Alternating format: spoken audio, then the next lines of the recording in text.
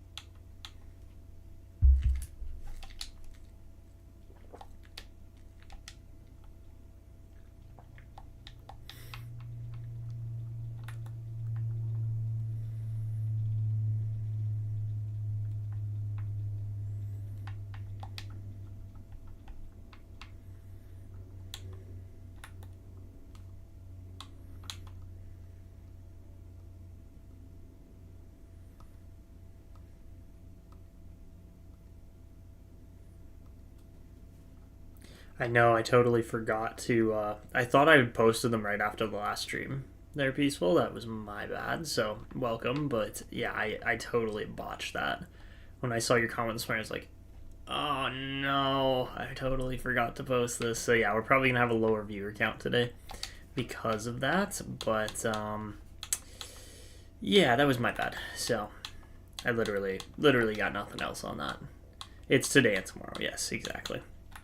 But yeah, that was my bad. I just forgot to post it, I guess. I thought I could have sworn that I did, but yeah, well, it happens. So, yeah, we're going to be doing the playoff run today, which is going to be probably insane. We'll do the playoff run, and then we'll probably get to the draft and off season, depending on how long the playoff run goes. If it's a very short one again, then we'll probably do all of that moshed into one and then do the next season. But this is our third time in a row now qualifying, so I need to check. I believe it's our third time in a row qualifying for the playoffs. So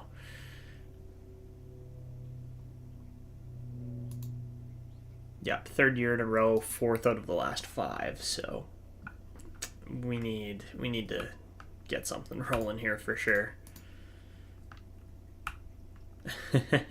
yeah. Sorry about that. That's my bad. I genuinely thought I had posted something. So yeah. Apart from that, though, the draft so far looks okay. We're waiting on a lot of scouting reports still. But once those start to come in, then we'll have to do a little more scouting in that department. I'm thinking Matthias Mahler is probably going to be good. Fair enough. I appreciate all the support there, Peaceful. So yeah, having you in the chat makes it more interactive for me. Makes the streams go by quicker, and yeah, it's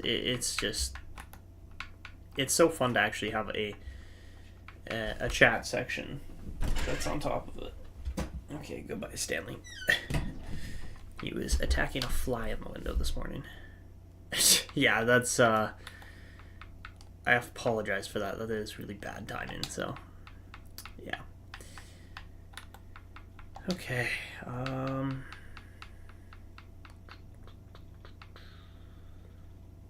Yeah, that's what I'm thinking. He's more than likely going to be the first rounder this year. When he's NHL ready, it's like, yeah, this is a guy that we can just immediately put in our team. He's ranked in the second round, which is great because it means we can snag him with a late first. So yeah, that's more than likely going to be the case this year. Year 12? Yeah, we're in year 12. That's crazy. 2035 already.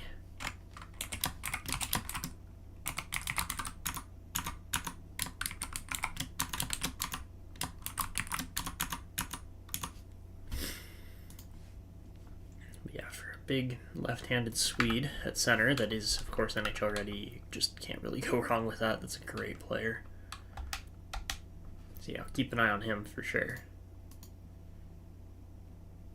That would be crazy if he's 80 overall, because then that just means he like immediately bumps out somebody. I don't know who it's gonna be, but he bumps somebody out of this team. Well, maybe not. Like maybe we'd give him 1 year in the A, but yeah, this team is actually so deep now. Also, Hedberg being 91 overall with a +5 chemistry, that's just crazy. Crazy to think about. I'm interested. Who scored the most goals on this line? 36 for Misa. Only 11 there. And then Hedberg at 32. Okay. So yeah, Misa is actually the shooter, which is, I mean, makes sense, but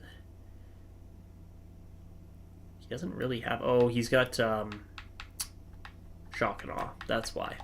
That's why Misa's the shooter on that line. That makes sense.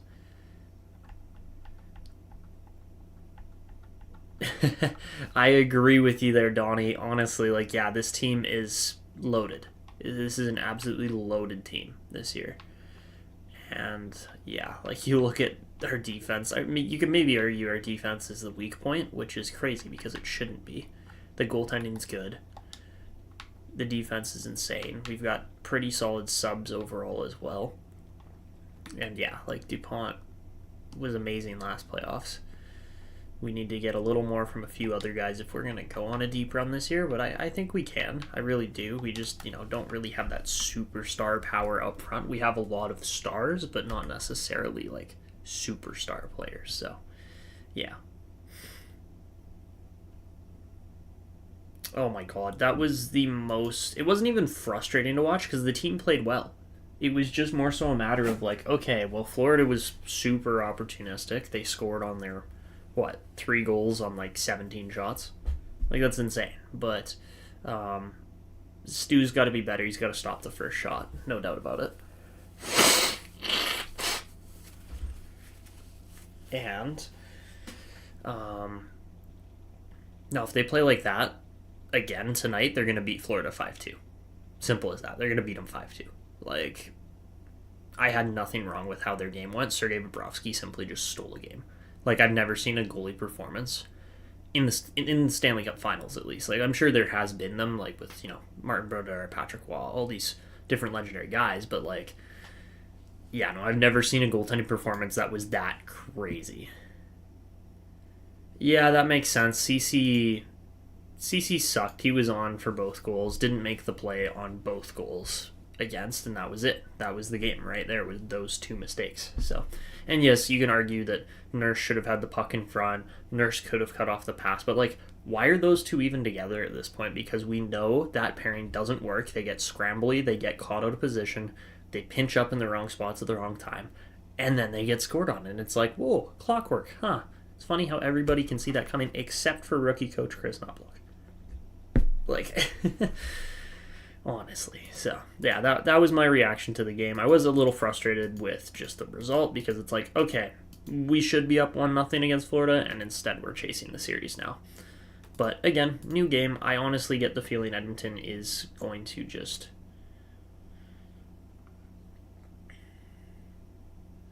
I don't think... Like, the Rodriguez one is literally just a perfect pass out into the slot. And a great shot by Rodriguez as well. Like, that one I'm not faulting him for. The Verhaeghe one, he probably should have had. Like, it was... Verhaeghe got it into a spot that was, like, this big, which is crazy. But Verhaeghe's that good a goal scorer as well. And Stu's moving laterally, so that's the other thing where it's like, okay, maybe he should have had that, but it's not... I wouldn't call it soft. It's just... It seems soft because it's the first shot of the game. Literally, if that was like the 5th or 6th shot and Florida had had some other grade A's already and they didn't go in, then you'd look at that and go, well, it was bound to happen. But, yeah, it's just because it's the first shot that you'd say soft. I don't think either of the goals he let in were soft. I thought Stu had a pretty okay game still. Like, it wasn't his best performance. He didn't go out and steal a game like Bobrovsky did, but you know what? Bobrovsky's human. He's not going to get on that much of a heater in this high pressure of a series as well. Because even if he, again, somehow manages to shut them out on 40-plus shots, this game coming up here, he's going to be exhausted when he gets to Edmonton. Like, he's seen so many pucks in high danger, high pressure situations. So anyways, that was it. That's all I'm really going to say about it. But yeah, let's get rolling here. I'm going to actually hit record now. We're like 10 minutes into the stream, but I'm going to hit record and yeah, we'll get going. We only have a few viewers in here, but you know what? Let's get to it. So, all right, let me do my intro, guys, and then we will get rolling. Honestly, yeah, like, Florida sucked defensively, like, straight up, they sucked defensively in game one. The only thing is Edmonton's got to shoot at the top corners. That's where everybody's been scoring on Bobrovsky. They showed a shot chart in the first period, and it was like goals allowed this playoffs. Bobrovsky's let in like 30,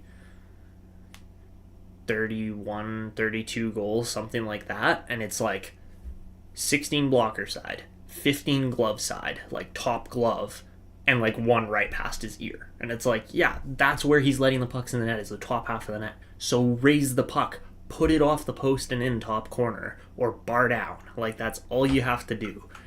It's not like you practice it all the time or anything, but I know the Oilers have probably been trained, shoot low and get your own rebounds.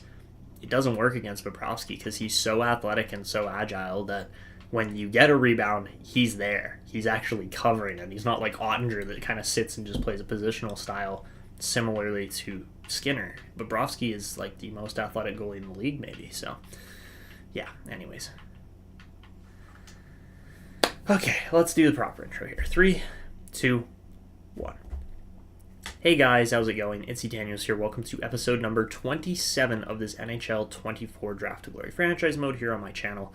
Today we are getting into the 2035 Stanley Cup playoffs, and of course this series is live, so if you want to see when we're going to be doing live stream times, check out my community tab. That will give you updates on when the live streams happen, as long as I remember to post them, because I forgot to post this one. So today we are getting into the playoffs. We've got the New Jersey Devils against us in round one, and they are going to be a tricky team for sure. So let's go take a peek at the Devils roster again. I'm sure we looked at it last episode, but just the little recap doesn't hurt. This team is crazy deep down the middle, and that's pretty much it.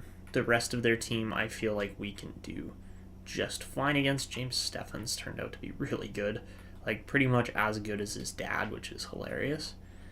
But apart from that, you know, this is a good New Jersey team. I got nothing against them as far as how good they are, but I really do think that we are just the superior team defensively and goaltending-wise, so we've got to make it count here. And of course, this is our third year in a row making the playoffs. We got knocked out in round 2 years ago, round 1 last year, and now that we're at this point, we want to try and, you know, actually make it to the conference finals this year. That's kind of our minimum goal here with this team. So let's get to it. Of course, we've got the Syracuse Crunch down in the system for Halifax, and Halifax was just an ungodly good team this year.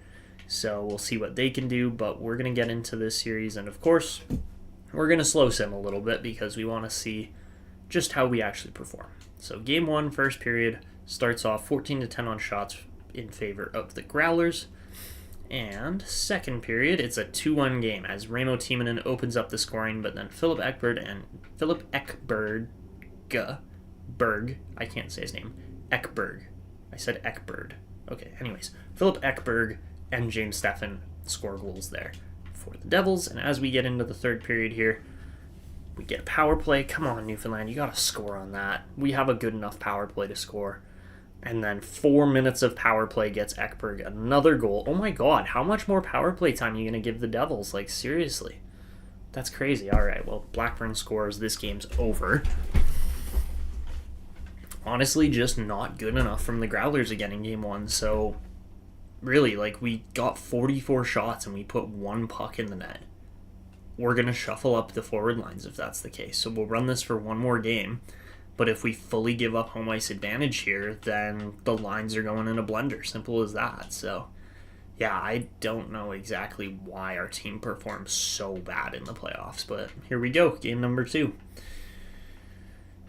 So, into game number 2, we start off with a 2-2 game. Michael Misa opens the scoring, Vigo Bjork and then Philip Ekberg both score, and then Isaiah Kuiper ties it up. Oops, that's not what I wanted to do. And then into the second period, it's a 5-3 game as Sedlak gave New Jersey the lead, but then Misa, Healy, and Hedberg all get goals on the wall, showing the level and quality of goalie he really is. And we're out shooting them by 5 shots heading into the third period. So as we hit the third period, Jack Hughes immediately scores on the power play because the refs, or the Devils, have just got the refs in their pocket this playoffs. It's absolutely ridiculous to watch, but as we continue on here, we're out shooting them pretty drastically. Belchetz makes it a 2-goal game there again. Another power play for the Devils, and 4 minutes of power play time again, and they score again and again as Jack Hughes gets a hat trick on the power play. Are you kidding me? Like, I'm sorry. Are you kidding me, New Jersey? That's absolutely stupid. How many penalties did we take? Oh, look at that. 6 minutes worth of penalties just in the third period alone. Never mind in the other 2 periods. Okay, so it was just the third period. The refs literally called a game on New Jersey there. That's absolutely ridiculous. So, all right, as we head into overtime. That was not it. Simple as that. That was not it. You guys got to finish off a game when you're up. And thank God we walk away with a win, as Andy Healy is our savior there just 4 minutes into overtime. But my God, that was... We still choke games in the playoffs, and I don't understand why. Like, Jack Hughes almost single-handedly took down our team in that game. That's just not good enough. Oh, man.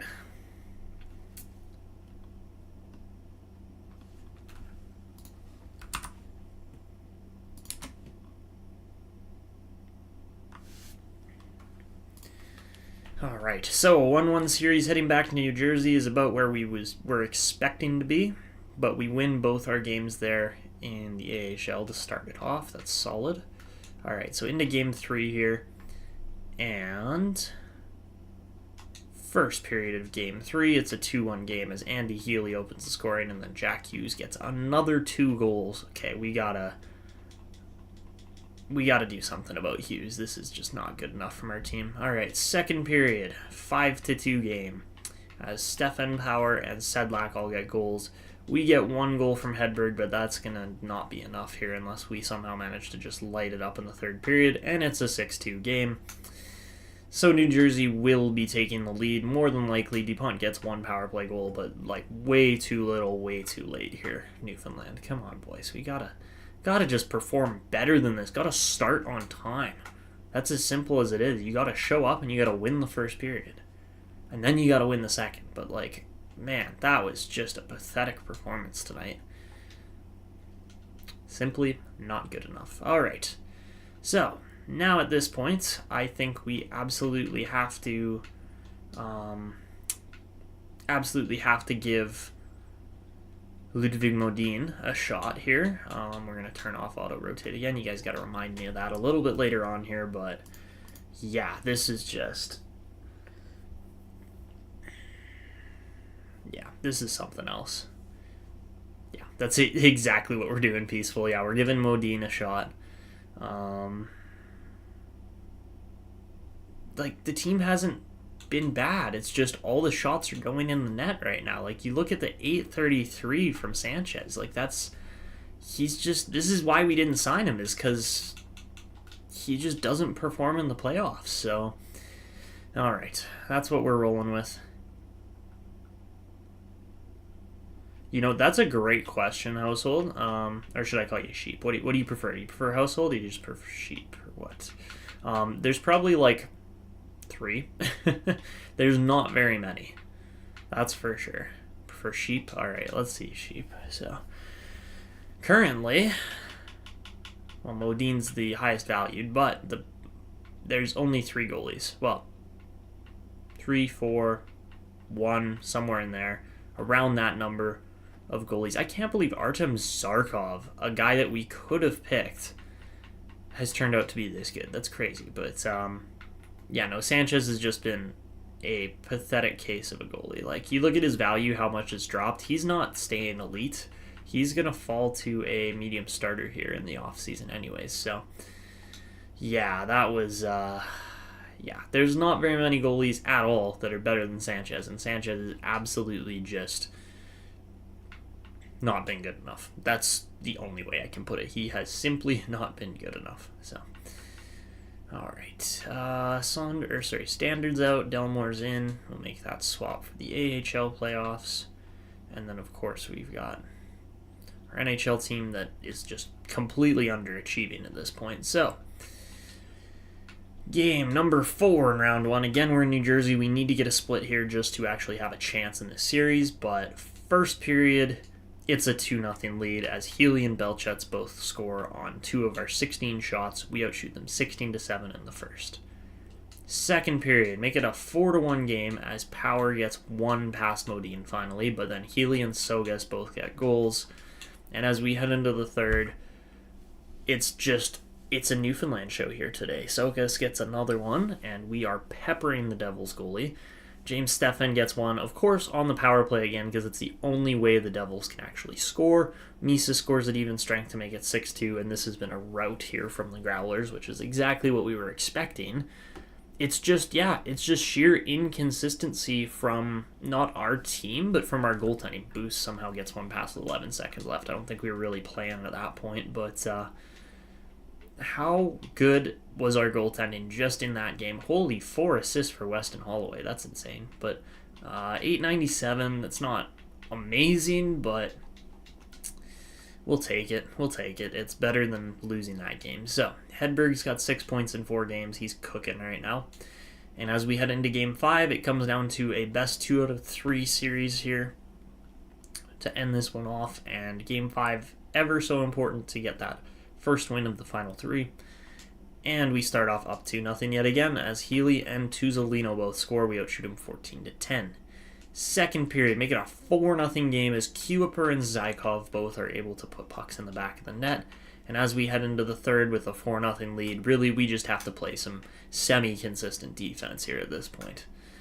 And we're getting a lot more shots than the Devils are. They finally get one as Sedlak scores on their 29th shot of the game.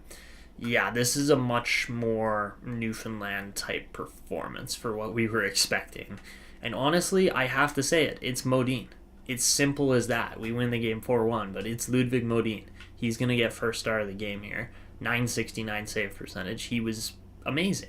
Simple as that. Ludwig Modine was amazing. That's how games 1 and 3 should have gone. Exactly. So, really, we are the superior team here to the New Jersey Devils. It looks like we were through the first round of the playoffs there in 5, maybe 6, or 4, maybe 5 games, and it's gonna be 4 games. Nice. Okay, I'm gonna track this just because I've been falling behind on some of my spreadsheet work, and it has caused me to spend a ton of extra time rather than just chopping this stuff out in streams quickly. But yeah, let's just do this quickly so then it's actually punched in properly.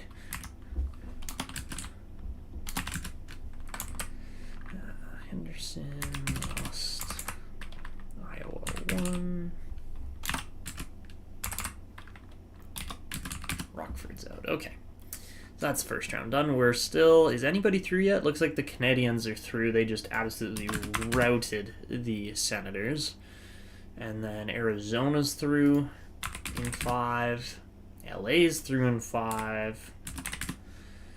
And then, St. Louis also is through in 5. That's crazy. Okay, so pretty much the whole West is decided apart from Vegas, Vancouver, and that one's going to end pretty soon, I would assume. But yeah, Weston Holloway's got 7 assists in 5 games. That other game there where he had 4 assists was absolutely crazy. But as we head into game number 6 here, we're looking to close out the series here on this one. And first period, it's a 1-1 game as they actually get a first period goal on Ludwig Modine. They had to get 15 shots to do it. Vasiliev scores for us, so an unlikely goal scorer, but we'll take it. Second period, it's a 3-2 game as Blackburn got the lead for New Jersey. Tuzolino tied it, and then Healy took the lead right back. And as we head into the third, we just got to close this one out, not allow too many chances, and Hedberg gets a power play goal. Let's go. That is what's been missing from our game all series is the power plays. and see James Stefan just immediately gets one back. So that was an ever so important goal there from Sven Hedberg, and he's been clutch. Make it 5-3 as Holloway gets his first goal of the series. 5-4, Shannon brings it right back, and this one's going to go down to the wire here with just a few minutes left. The Devils tie it. Oh my goodness, 7 gets one with just 38 seconds left. That is a backbreaker for the Growlers. So as we head into overtime here, wow, who's it going to be? It's going to be the Devils. Are you kidding me? Connor Dewar, are you kidding me? Oh man, that is just not acceptable, guys. You have to close out that game. You're up 6-4 at one point. Or sorry, 5-3 at one point. That was just, oh my god. Holloway's playing great, but we got to finish this series off. Simple as that. We can't have anything else happen here. Yikes. Okay. That's just, oh my god.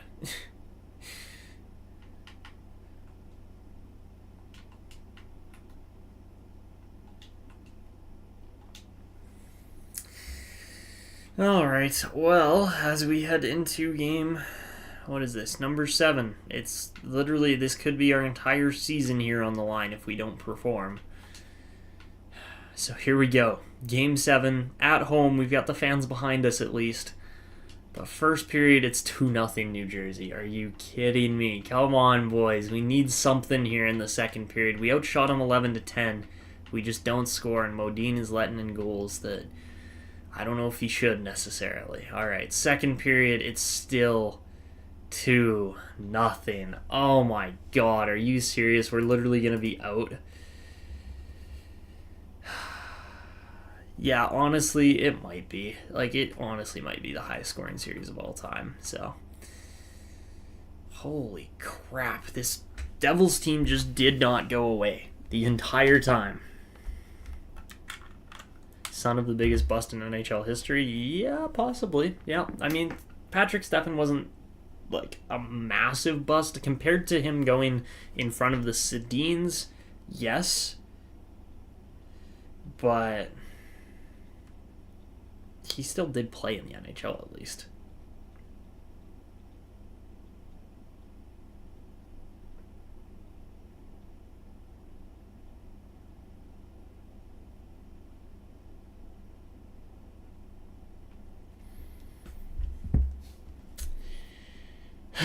All right, this is it. Our season comes down to this. Yeah, no, agreed, Merrick, agreed. That's where I'm at. Yakupov was such a bust, but okay. We're going to crank up the game volume here a bit. We're going to pull my face cam off. There we go. And you guys should actually be able to hear the noise and everything now. Let me just confirm. I'm pretty sure I didn't touch the settings. I always like to double check because sometimes I do. And no commentary. What's the other thing we're going to do? Arena music's down. Okay, perfect. All right, let's get to it. So, Game 7, third period. The Devils head into the final frame of this series with a 2-0 lead. So, breaking in, Misa, great deke, almost got right through. That was crazy how close that was. Now the Devils break out, Power looking to make a play. He gets past one man, cuts in for the second, centering pass, and Blackburn scores. What a shot. Blackburn just absolutely wired that thing past Modine. That one's tough. Yikes. So a really just not good start from our team here.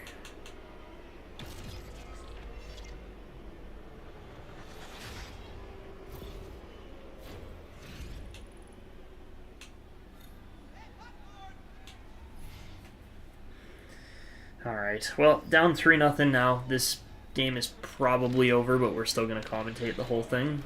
And Ekberg turns it over. Vasilyev almost got through there, but not quite. Now Ekberg coming down the other way. Man, we got to hit harder. Honestly, yeah, we need 3 goals. Oh my god, what a save, Modine. He just absolutely robbed Ekberg on that play. Oh my goodness, show a replay of that. That should have been in the net.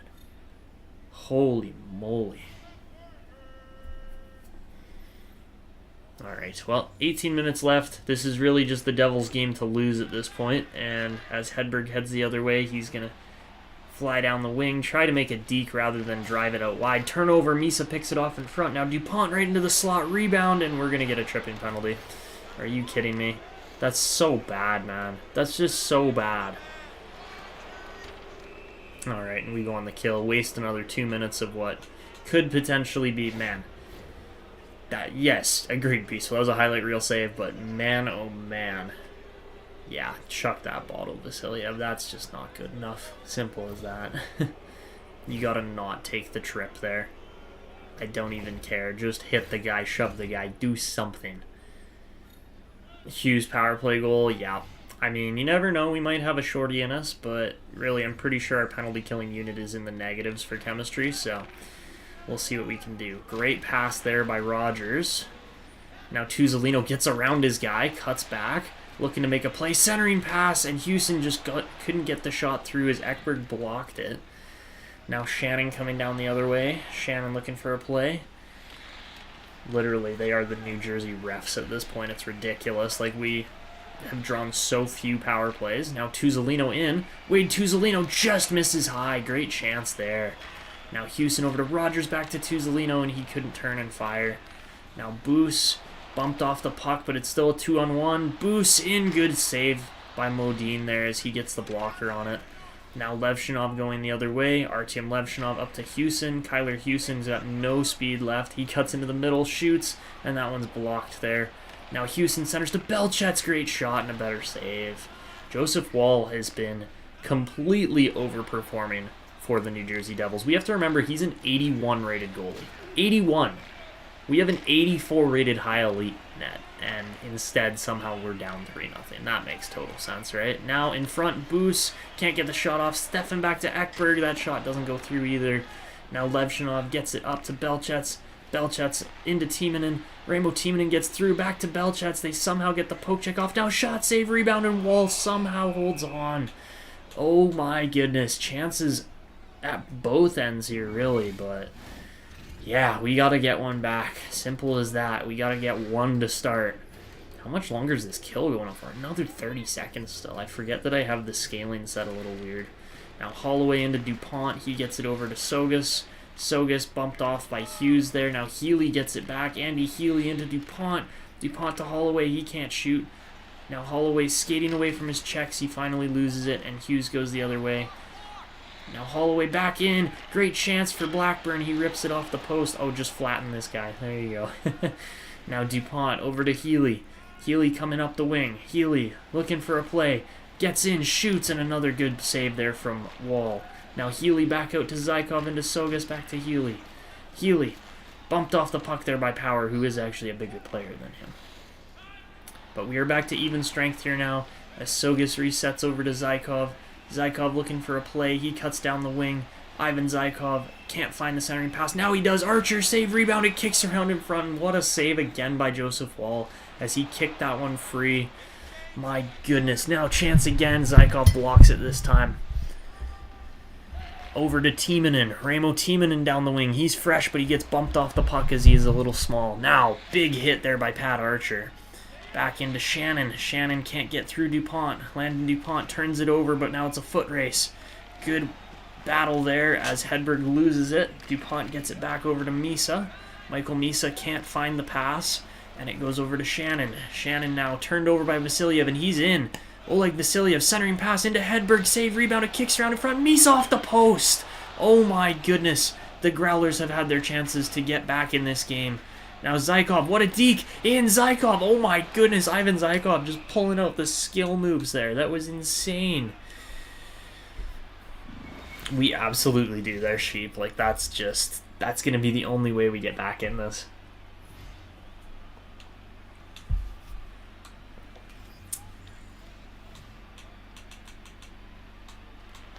Alright, so we're going to go on the full attack here, try to get the puck And New Jersey goes to break out. Nemec now bumped off the puck.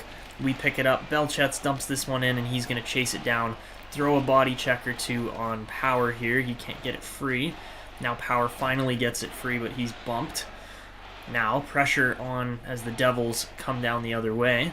Centering pass into Nemec over to Pettersson. Oh my god, that one-timer goes off the post and stays out. That should have been in the net. That absolutely beat Modine.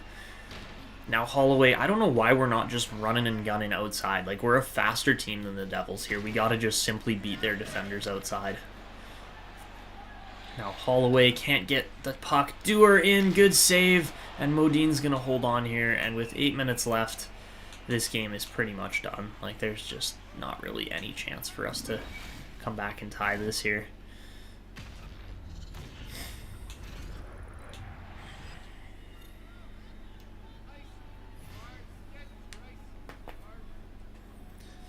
Alright, off the face-off here now. This one's going to go back. Semin over to Hudson. Semin trying to get a shot lane. He drives it down low. It's picked off by Rogers. Now Cole Rogers looking to pass it around. He gets it over to Belchetz.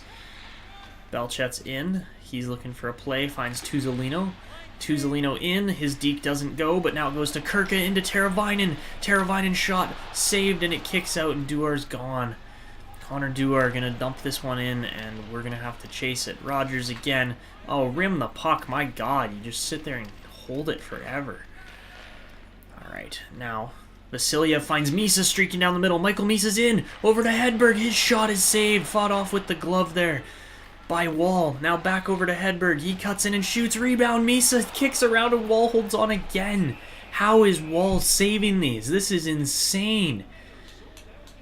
I bet you the next series New Jersey doesn't win a game because Joseph Wall gets blown out in every single contest. That would be my bet. But for some reason, we're just not putting the puck in on him. Now, off the face-off, Zykov can't get the shot, and it goes out wide.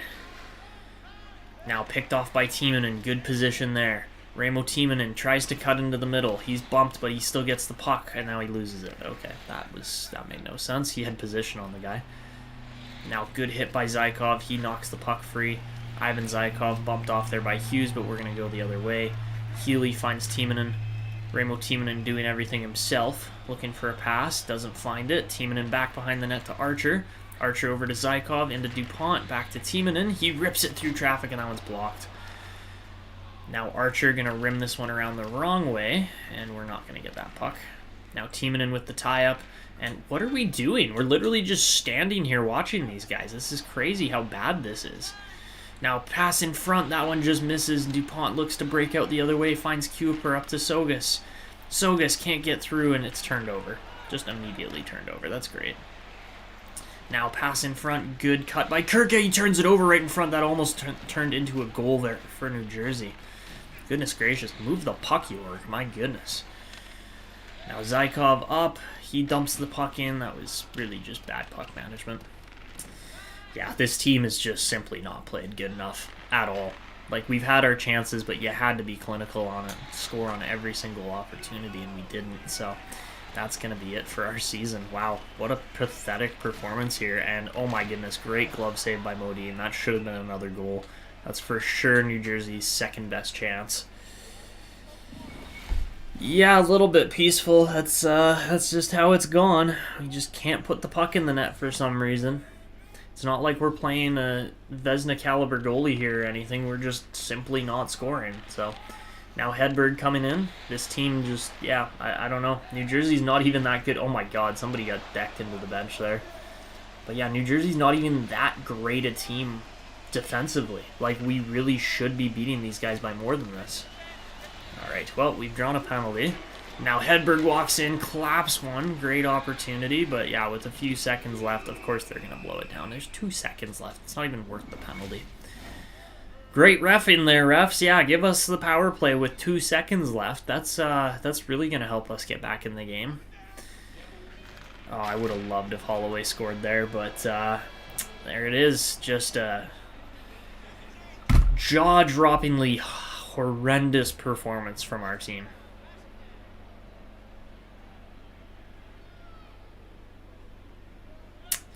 Yeah, that's just... ouch. simply ouch. I have no other way to put it. Holy moly. What a completely classless performance there from the Growlers. That's all I gotta say. Classless. You get 37 shots and don't have the clinicalness to put one in the net. Never mind 3. We outshot New Jersey by 8 shots. Don't get me wrong, 29 shots is a good amount to give up. As far as, yeah, you can score 3 goals on 29 shots, but...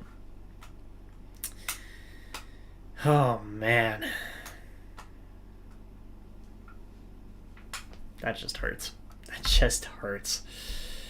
All right, so 30 minutes into the live stream, and we're already eliminated from the playoffs yet again. Man, this is going to be a struggle to get the Growlers the cup here because we literally can't even make it past the first round, never mind the second or third. And when our team is supposedly this good, I don't even know what to say at this point. Just, wow.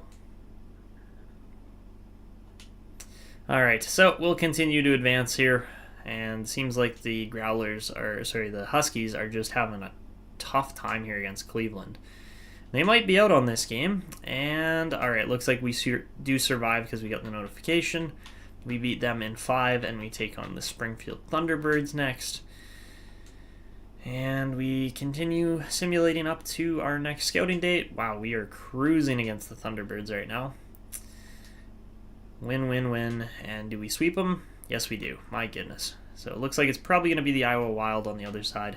I swear to God if... okay, the Canadians did indeed beat the Devils. I am interested. Did the Devils get swept? Because I wouldn't even be surprised if they did. They really were not that great a team. No, they lost in 6. Okay. But yeah, that was such a big upset because we were the second place team in the league again. Or sorry, we were the third place team this year. We were second for the last 2 years and went out in round 1 and 2. And then, yeah, this year just kind of the same thing yet again. So, man. Man, oh man, that just hurts. Okay.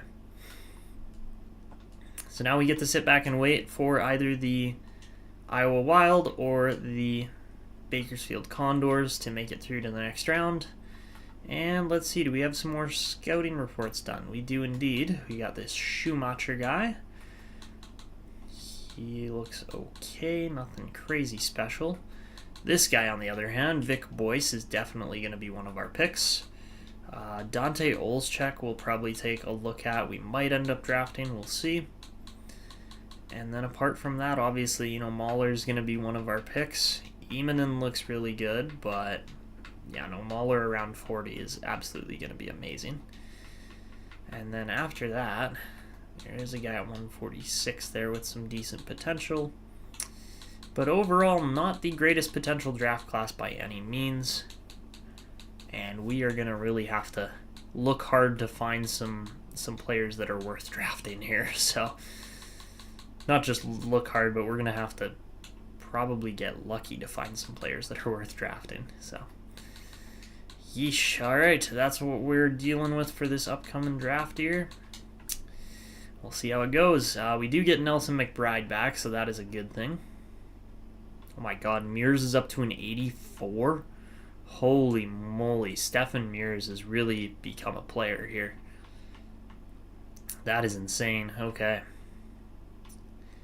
But yeah, over Zamnov, we're putting McBride in because he's just younger and better. And simple as that. Yeah, you gotta like how this AHL team's performing in spite of being injured and missing some key players. It's not bad. It's not bad at all.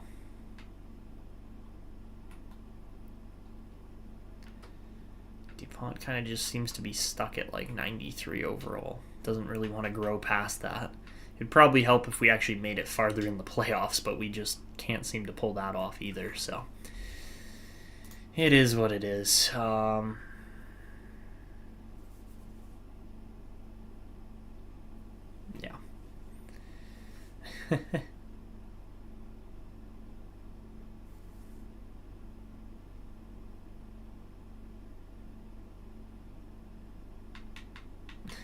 Yeah, that's going to be something. Alright, let's advance. Oh, that's added lines. Okay, cool. It's probably going to be like 27th, 28th, if I'm being honest, just because we actually made it pretty far in the regular season, at least. Okay, so AHL playoffs are done. We do get the Iowa Wild, and we'll advance just one more day, see how Game 1 goes, and we win 4-2. All right, things are looking good. But we are going to do our final round of scouting here, because that was the last thing remaining for this season. And hopefully we'll get a couple more draft steal looking type players that we can scout and find in here.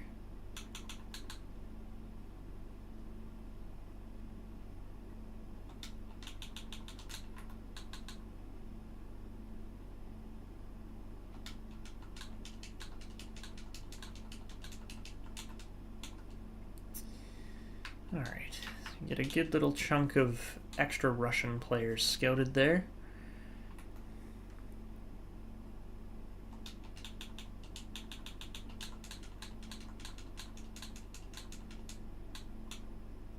You don't bother with it, fair enough, Peaceful. I don't blame you for that. It is the tedious part, but every now and then you do actually reveal one or two more steals that do help as far as your drafting abilities go. I don't think we're going to get Kalle Markstrom, unfortunately, but you know what? That is what it is. He's as good as he might look. It doesn't really matter because we're going to get a more NHL-ready guy instead, so we'll take it. This Holmberg guy is going to be good. He's a sniper. Yeah, look at that. Holy moly. Whoever gets Amir Holmberg is going to be very happy with their pick, I have to say. Like, crazy kind of build there. Obviously, Matthias Mahler is going to be our guy. And we'll likely take Stefan Olsson as well. We'll check Oman, but I don't know if he's going to be that good or not. And then we got other picks here after to look at. This is more so why I do it is because we miss so many players in certain regions, so not so many players, but like enough players that it's worth doing. So yeah, I don't even know why I'm scouting this far back with these guys. It literally does not make sense, because we're not going to be picking at 690 unless it's a guaranteed like low elite player. So anybody else? Just Vic Boyce, that's fine.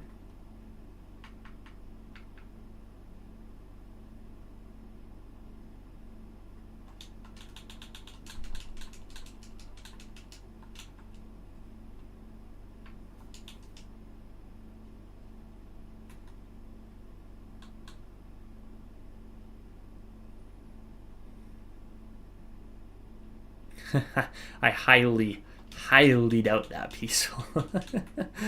Oh, man. That's funny.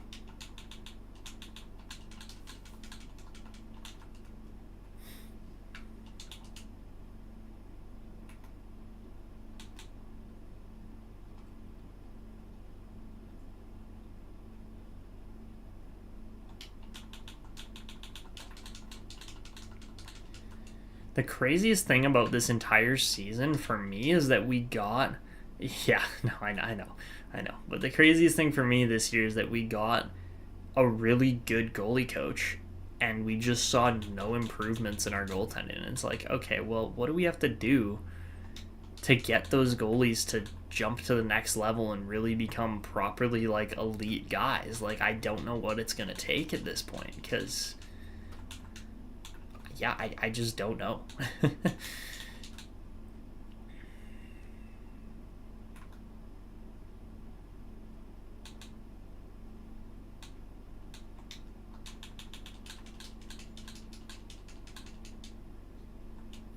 Literally, though. Literally. That would just... I'm actually pretty impressed with how Nurse has played overall in these playoffs. Like, I'm not upset with it. I know he was pretty weak there for a little while, but he's got to pick it up again. I'm sure he will. He can be an absolute beast when he wants to be. So, all right, QMJHL. I'm sure we got most of this scouted, but Or not. There's at least one guy in there. Yeah, Ferraro. Just no potential done on him. That's cool.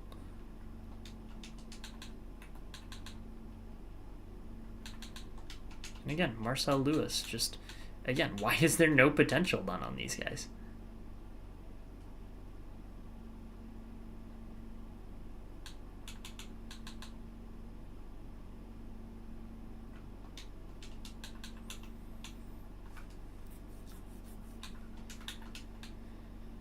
Alright, get on.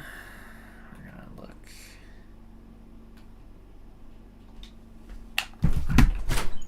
What are you doing in my house? I knocked like 3 times Yeah, on well, the I'm door. in the middle of a live stream.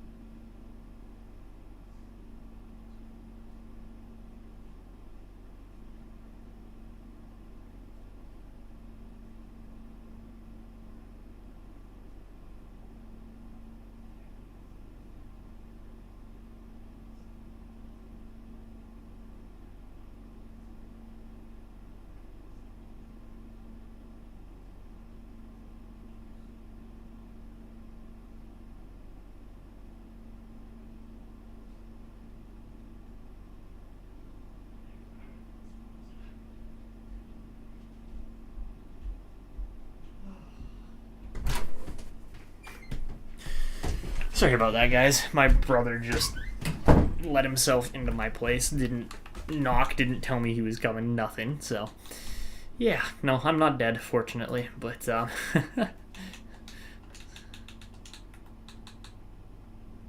can see how it's saying, what are you doing in my house? Just absolutely.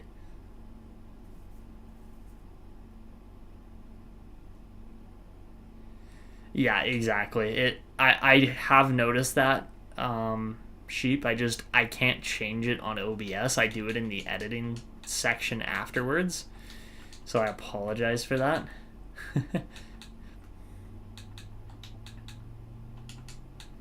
But yeah, I can't change that, unfortunately. So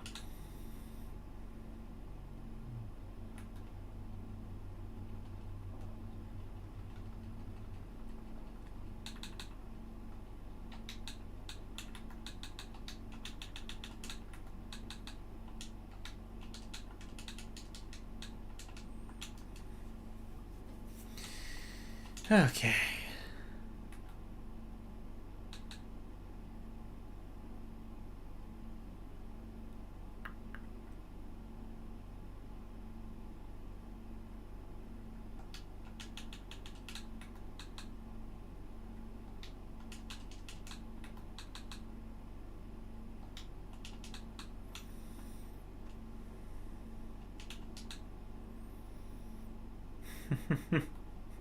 Yeah, sorry about that, guys. I could see how that might have been a little bit of a scare for you. I did not exactly think that through, but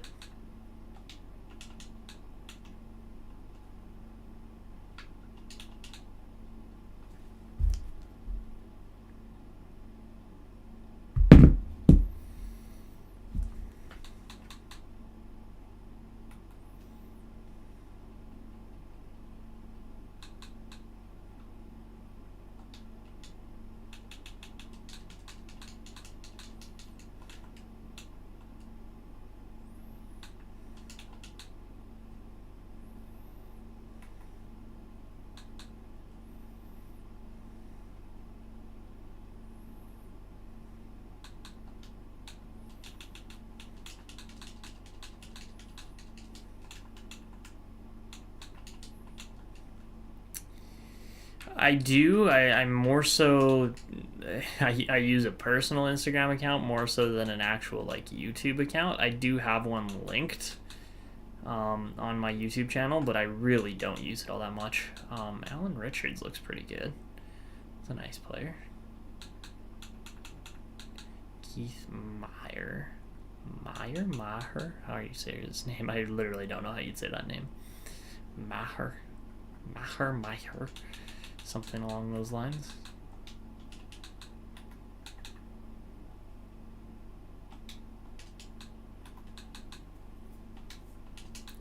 Felipe O'Neill. Yeah, I really don't use it all that much. I probably should. But yeah, I don't, a lot of the time I just don't really know or have a want to like post on there. I don't know. It's just one of those things where it's like, oh, I could use this account more, but it's a lot of effort to go out and make posts and not really get a whole lot of traction or following on it. So I don't know. We'll see. I know there are ways to make more viral videos than what I currently do, but at the same time, I don't know. I like doing something that I have a passion for, like this, where it's like, oh yeah, I like sitting here going through all these menus and finding new players and better players and things like that. But yeah, I'm not so much on that side of social media. YouTube, yeah, absolutely I can get behind because it's more quality content than what I call, honestly, is brain rot for short form media content like TikTok and Instagram Reels and things like that. It's just like, why? Like, I understand the scrolling and posts like that. Actually putting effort into posts isn't a bad thing, but it is a lot of effort at the same time. So anyways, we're done our next round of scouting here. I'm going on a rant about why I don't use my Instagram, the Etanios Instagram account at all, but we are just cooking with the Halifax Huskies here. It's not even close. So, oh my god. Oh, what was that? We just got shut out 9-0. A Fanti fan account. Yep. Fair enough. Oh goodness, this series has turned. We were up 2-0, now it's 2-2. Oh, we get the 3-2 win, thank God. Okay, well, by the looks of it, the Huskies are going to get yet another championship. Yeah, let's just finish it off here. Looks like it's going to be yet another championship for the Halifax Huskies. That is absolutely crazy. Oh, maybe not. Maybe not. Iowa. Ooh, we score Sylvain Valaquette and then Brendan Gallagher. Oh, and then Vesey scores right after. Oh my god, this is a crazy game. 5-4 all of a sudden. It was like 3-2 not that long ago. Oh my goodness. We get it done. I genuinely didn't think we were going to win there for a minute.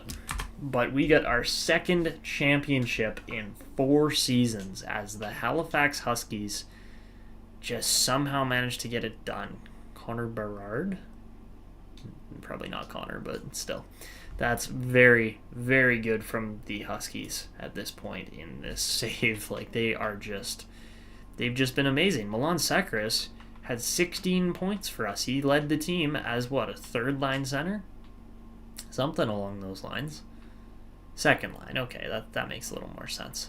I don't know how this lineup didn't score more. Like, we've got some really good players up there that you would kind of expect to be better, but you know what? It is what it is. We will take it. We will absolutely be happy with that performance and how things have gone here. But yeah, should be interesting here heading into the off season as to how things actually play out. So, St. Louis and Montreal in the final.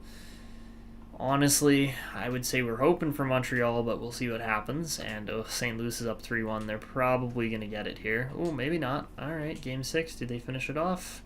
Yes, they do. All right, so the St. Louis Blues will be your Stanley Cup champions this year. And, of course, our Halifax Huskies get the Calder Cup. So, first off, let's go just see how the rest of the playoffs played out. Obviously, Montreal beat New Jersey. They beat them in 6. Washington went through Pittsburgh in 7. Washington then lost in 6 to Montreal. And then they went on to lose to St. Louis, of course. St. Louis, on the other hand, swept the Coyotes, swept the Ducks, and then beat the Canadiens in 6. So they only lost 3 games all season on their playoff run. Let's go take a peek at that St. Louis team. My goodness. The St. Louis Blues were just cooking. My goodness.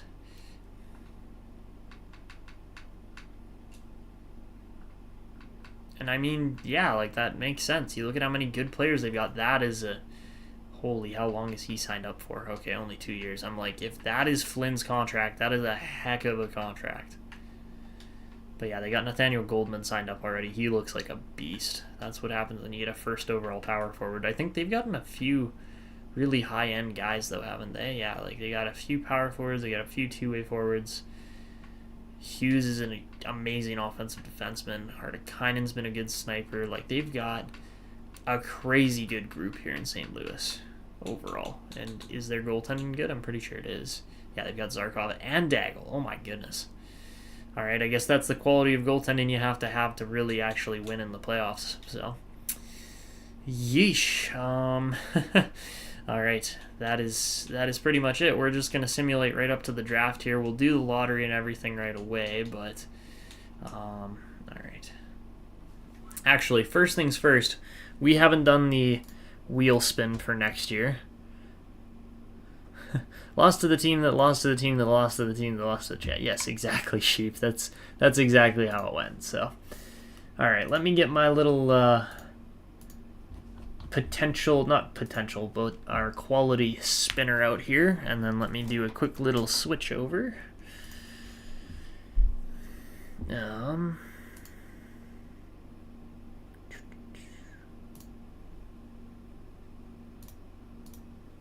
think that's the right one. Yes, it is. Okay. There we go. All right. That's the one we're looking for. Excuse all of the ads. There's so many of them. Stop seeing this ad. Why? Because I'm not trying to show ads. Okay. Anyways, I've got this thing in the wrong spot. Hold on 2 more seconds. Let's go boop. And then boop. There we go. Okay, so then I can just turn that thing on, turn it off. Beautiful. All right. So, guys, we are back at the spin the wheel here for changing our quality for next season. A long time ago I played Fortnite, yeah. All right, anyways, let's get to it. First spin here. Again, we can't land a low draft quality, high prospect quality this year, so we're going to get medium prospect quality this year. Okay. So that's already a change. You want to play games? Yeah, okay. I mean, maybe. I haven't played Fortnite in forever. And all right, we will take it. So medium. It was medium draft quality, high prospect quality. Or sorry, medium prospect quality, high draft quality. That's solid this year. I think we're gonna be good with that. So, all right, let's pop that display capture off here. I'll get off of this thing for 2 seconds. There we go. Okay. So, now that I got my screen all set up and ready to run again. That is great news, though, yes. For this upcoming season, it's going to mean we get a much better draft coming up. So, let's go fiddle with those settings just a tad, and okay. So yeah, we're going to have high draft quality and medium prospect quality. Perfect. That's going to be good. So yeah, if you get high and high, then you end up with like 80 rated players going into the second round. So we'll see how that all plays out. But yeah, I think that's why we've gotten a couple guys such as Matthias Moeller popping up here. I totally forgot to show you guys the awards, by the way, so let's go do that quickly. So for the actual individual awards this year, Joey Evans wins the Art Ross and, of course, the Hart. Rochan in Carolina wins the Norris this year. Cole Iserman gets the Lady Byng. Dexter gets the Calder in Tampa Bay. Bolduc wins the Conn Smythe. Interesting. Zarkov, of course, gets the Vezina there this year. Him and Daigle also get the Jennings. Ryan O'Rourke gets the Masterton. Zucker in Colorado gets the Jack Adams. Vorobyov gets the Selke yet again for the second time in his career. And the Lindsay goes to Evans, and Shucko and Evans tie for the Rocket this year. Who do we take in 2024? We took Levshinov, right? I think it was just Levshinov. I might be wrong. And Belchets is just dropping like a fly here. This is crazy. So anyways, Halifax won a whole ton of awards this year as a team, which is about all you can ask for. This year, Shishkinov wins the Sullenberger as well as the Cunningham. Petruzalik wins the Willie Marsh. Forelli in Grand Rapids gets the Garrett. Obergauer wins the Eddie Shore. Hunter Jones gets the Baz. Yeah, it probably is. Milan Sekris gets the Butterfield. Trudeau gets the Hunt, and Santavori gets the Dupree, and Busenius gets the Hapholm. So that was it for the awards. Yeah, not picking Yzerman it absolutely is haunting us. We would have a goal scorer there instead of a defenseman, but we were trying to build out our defense, and then of course we ended up getting some really high-end defensive picks later on that again, it would have been so much nicer just to get somebody that could shoot the puck. So anyways, we will simulate up to the draft here now, and the lottery this year is going to see the Winnipeg Jets jump from 6 to 1, so a massive difference from previous years. Minnesota goes from 4 to 2, so the Nashville Predators, Dallas Stars, and Florida Panthers all get screwed on that lottery. But you know what? It is what it is. There's no franchise player at the top, so it doesn't really matter. And, well, no duh, we didn't win the Stanley Cup this year, but yeah, Holmberg going to Winnipeg, that's going to be scary. Go figure, Sawyer Ferraro is an elite goalie. That kind of makes sense. Still waiting on Marcoux there. I don't know why we don't have a scouting report on him. We probably should by now. And still waiting on Olszczak as well. It is what it is, I guess. And Philippe O'Neill as well. So, yeah, we'll see what happens with those guys. I mean, those guys are all gems, so it probably wouldn't hurt to just take them anyways. Because, yeah, they're all in spots where we can definitely draft them. So, that's what we're looking at for this draft coming up. Hart might be a decent pick. We'll probably take Colton Thompson. And then after that, are there any medium fours that are worth drafting? There's a couple. I mean, Hamill, probably not going to be our pick, whereas Olesen probably will be. And yeah, that is pretty much it for the draft class coming up. It's gonna be a rough late round for sure, because we have no idea how good or bad certain players are gonna be. Jamie Barlow probably could be a later round pick for us. We'll see about other guys. I don't see us really taking too many top 9 potential guys, but that is it. So, oh yeah, it's so annoying when that happens. I agree there, Peaceful. Like, he could have been a top 2 defenseman for us, and it just never happened, but it is what it is. So, this year we're going to see Nikita Kucherov call it quits. That's crazy. Kucherov retired after McDavid. Like, what? And he still didn't score as many points, but Kucherov scores 1,715 points in his career. Retires with a bunch of other guys, such as Matthew Tkachuk, who could have kept playing for sure. Jack Eichel easily could have kept playing, too. There was a lot of guys in here that were actually probably good enough to stay in the league for another year or a few years. Dratz still hasn't retired. You were correct on that. He is still in the league somehow. But, yeah, absolutely solid retiree class here this year. Lots of 300-plus point guys. And, yeah, McAvoy, Sergachev, Chychrun, that's a good defensive group. For goalies this year, it's Philip Gustafson, Logan Thompson, and Samuel Montembeault. That are the 3 main guys there. And let's see if there were any newfies that called it quits, at least for the Growlers. And, oh, there it is. There it is. Ryan Fanti has called it a career with 24 wins in 75 games. I mean, he didn't get to play at all. Oh, God, I backed out by accident. Okay, so I accidentally backed out. Didn't mean to. But we don't get to see if any other players retired. I'm sure there were others. But the pain was just too sharp. I just had to turn it off right away. Just couldn't keep going there. But that is it for our absolute legend. At least he retired a champion.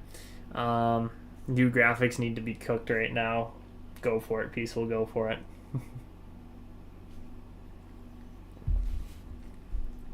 But yeah, that is it for the retirees this year. Bit of a crazy year. Let's see, do we have any more Growlers coaches retire this year? Doesn't look like it. All right.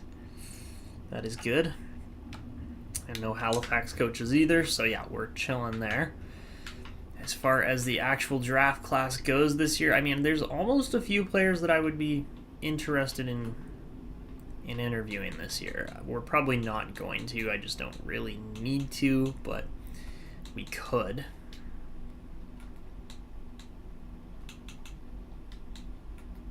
Yeah, I'm sure it'll be fine even if we don't do the interviews, so yeah, that's where we're at. It'll be an interesting draft class this year. So without too much further ado, yeah, obviously I would love to trade Sanchez, but we can't do that because we just can't. And anybody else drop potential? Doesn't look like it. All right, so looks like we're pretty well locked in with everybody we got here. Things are pretty much exactly where you'd expect them to be. Mears and Strudwick, I was really expecting them to be a little bit higher rated than that after the seasons they just had, but we'll take it, I guess. Heino's looking okay. He's up to a 67 now. You know, for our late first rounder last year, he's turning out okay. And then apart from that, you know, we got some depth D. We got a few guys that are looking promising at least. No guarantee that they're going to be amazing, but we'll wait and see, right? We'll wait and see. And, okay, apart from that, Modine's very easily our best goalie right now. Sanchez got 0 value because his contract's up. Whereas, you know, we know that Modine's got the extension and he is going to be the guy next year. So that's where we're at. So yeah, we're going to be picking somewhere in the 20-ish range. We're not going to be as far back as 30s, but we will just clear off our entire trade block because why not? Oh goodness, okay. Clear everybody. There we go. Okay, so we're at the draft. We're going to save this file right here just because I don't want to lose any progress.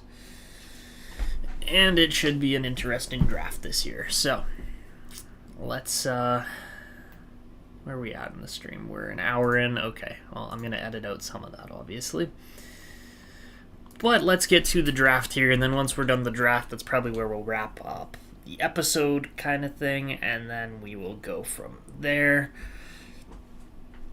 And yeah, we'll probably get through, let's see, we're an hour in, so yeah, we'll probably get through all of free agency, all of the off-season re-signing phase, and then probably the whole regular season for the next season in this stream. But let's get to it. We've got the NHL entry draft, and we've got at least one pretty high-quality guy to draft here. So let's take a look at where our picks have fallen this year.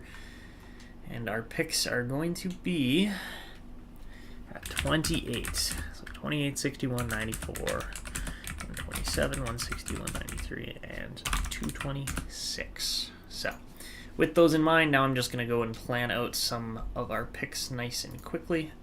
Shouldn't really take all that long, but it does still take that little bit of planning.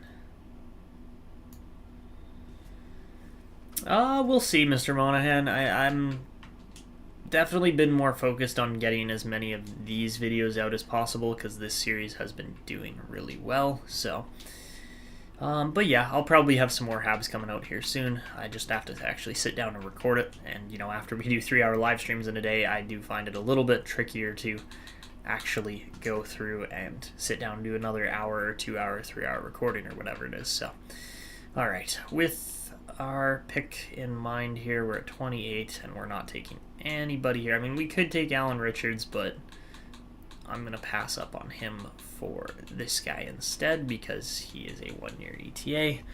So yeah, Matthias Mahler is going to be the guy, without a doubt. He's pretty big too, 6'2", 192 at 18, and he'll be more or less NHL ready as well. After that, we're at pick 61, and 61 isn't really going to land us a whole lot. We're not going to be able to get Ferraro. We just might get Kalle Markstrom. We'll have to wait and see. I'm not going to bank on that. If anything, we'll look at Schumacher as the other guy because, you know, elite goalies don't hurt. Yeah, might as well put Schumacher in here right now.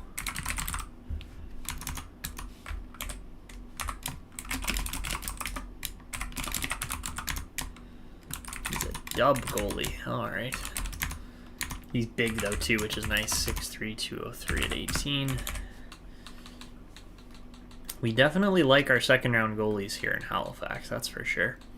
Then we're at pick 94 after that, and at 94, we might just get Dante Olszczak. I wouldn't be surprised if he gets plucked out from right under our nose. That would be a pretty seemingly normal thing to happen to us at this point.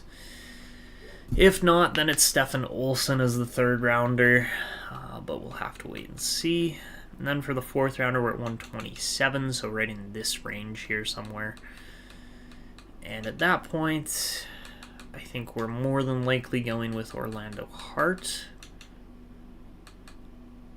But we could go with, you know what, let's go Colton Thompson with our fourth rounder.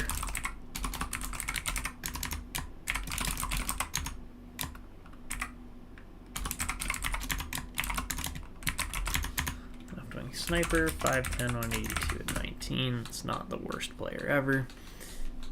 And this Winnipeg pick should go in, and I bet you we're going to see like an 81, 82 rated player there. 83, oh my goodness, Holmberg is sick. And he's like fully loaded on X Factors too. Yeah, that is such a nice player there for the Winnipeg Jets, my goodness. Alright, so now we're going down to like 160-ish or so.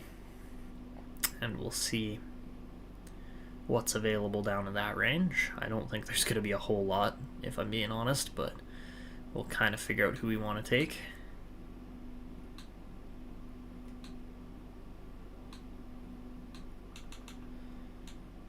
Is there any 18-year-old guy that I can take that just is same potential, if not better potential than other guys? Probably not.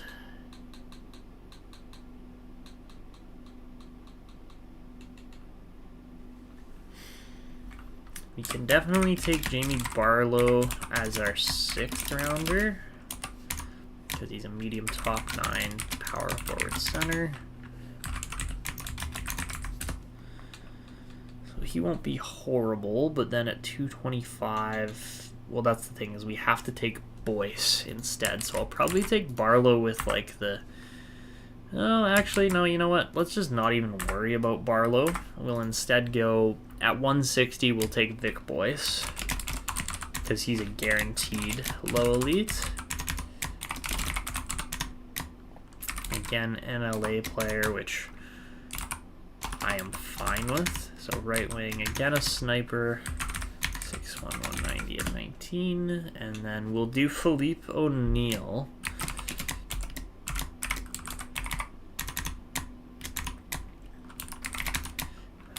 WHL left winger. He's big though, 6'3", 194 at 18.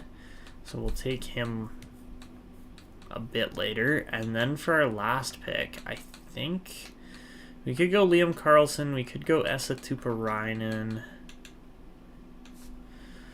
I'm just really hoping we can get Olszczak at 94 because he's like right on the dot at 94. I'm thinking we might take Jakub Bobrovsky, honestly. Let's go with him.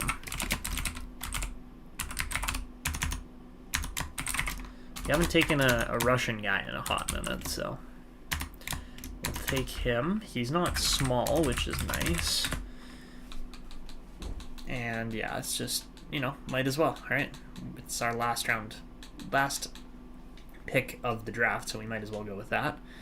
But yeah, now we get to sim up. We're really just hoping that Markstrom and Olszewski are available at 61 and 94. But we'll sim up to pick 28 because it's just guaranteed going to be a good player there. Byers turns out to be really good. We got a message there from Peaceful. And here it is, the Ryan Fanti, number 1 in our hearts. Have a wonderful life, Ryan Fanti. Growlers will be retiring as number 1. Absolutely. Absolutely we will be. So there you have it. Great work by Peaceful. He had by no means the most amazing or Hall of Fame NHL career, but it was Hall of Fame in our hearts. Crying real tears for our number 1. Absolutely. What an edit, though. What an edit. You'll love to see it. So there you have it. But yeah, for the top guys in this draft, honestly, they all fall exactly where you'd expect them for the most part. The only one that was a little out of the spot there was maybe Sweat, but even then, still a fabulously good player. Yeah, lots of great players at the top here. Holmberg's so good, though. Like, that's actually crazy. How did we go back there? That's insane. Okay, what is this game doing? This game is glitching hard right now. And I am just tracking the top guys because I am always interested to see how they turn out eventually. Garrett Parsons, interesting player. Lefty out of Liga.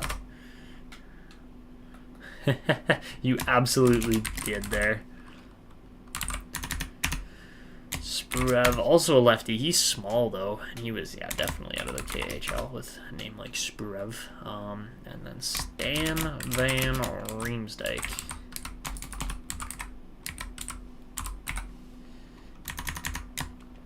Right winger out of OHL. All right, we got 5 different leagues in the top 5. That's actually quite impressive. That doesn't happen very often. So, anyways, for our pick here, as we get down to the final 50-something seconds or so, we're going way the heck off the board, and we are taking Matthias Muller, an NHL-ready, top 6 two-way forward. He's 79 overall. Oh my goodness.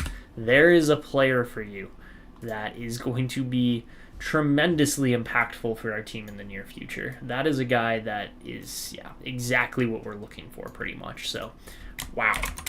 Left-handed Swede just looks like a beast. Man, oh man.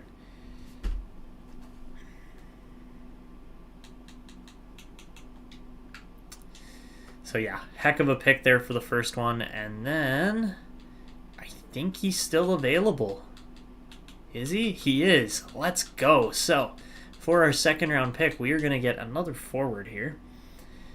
And it is going to be Kalle Markstrom. Honestly, another amazing pick. Going to be another left-handed Swede, but we will take it. That is awesome. That is exactly what this team needed right about now.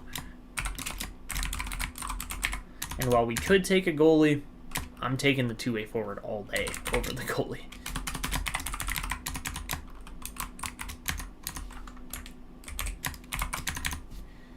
And he's big too, 6'4", 198 at 18. Yes, please. So yeah, Kalle Markstrom will be our pick.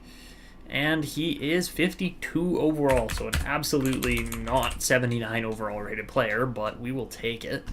And yeah, I cannot complain as far as how these first two picks have gone. We get good potential on both. We get a crazy good overall for a 28th overall pick. Like, that is insane.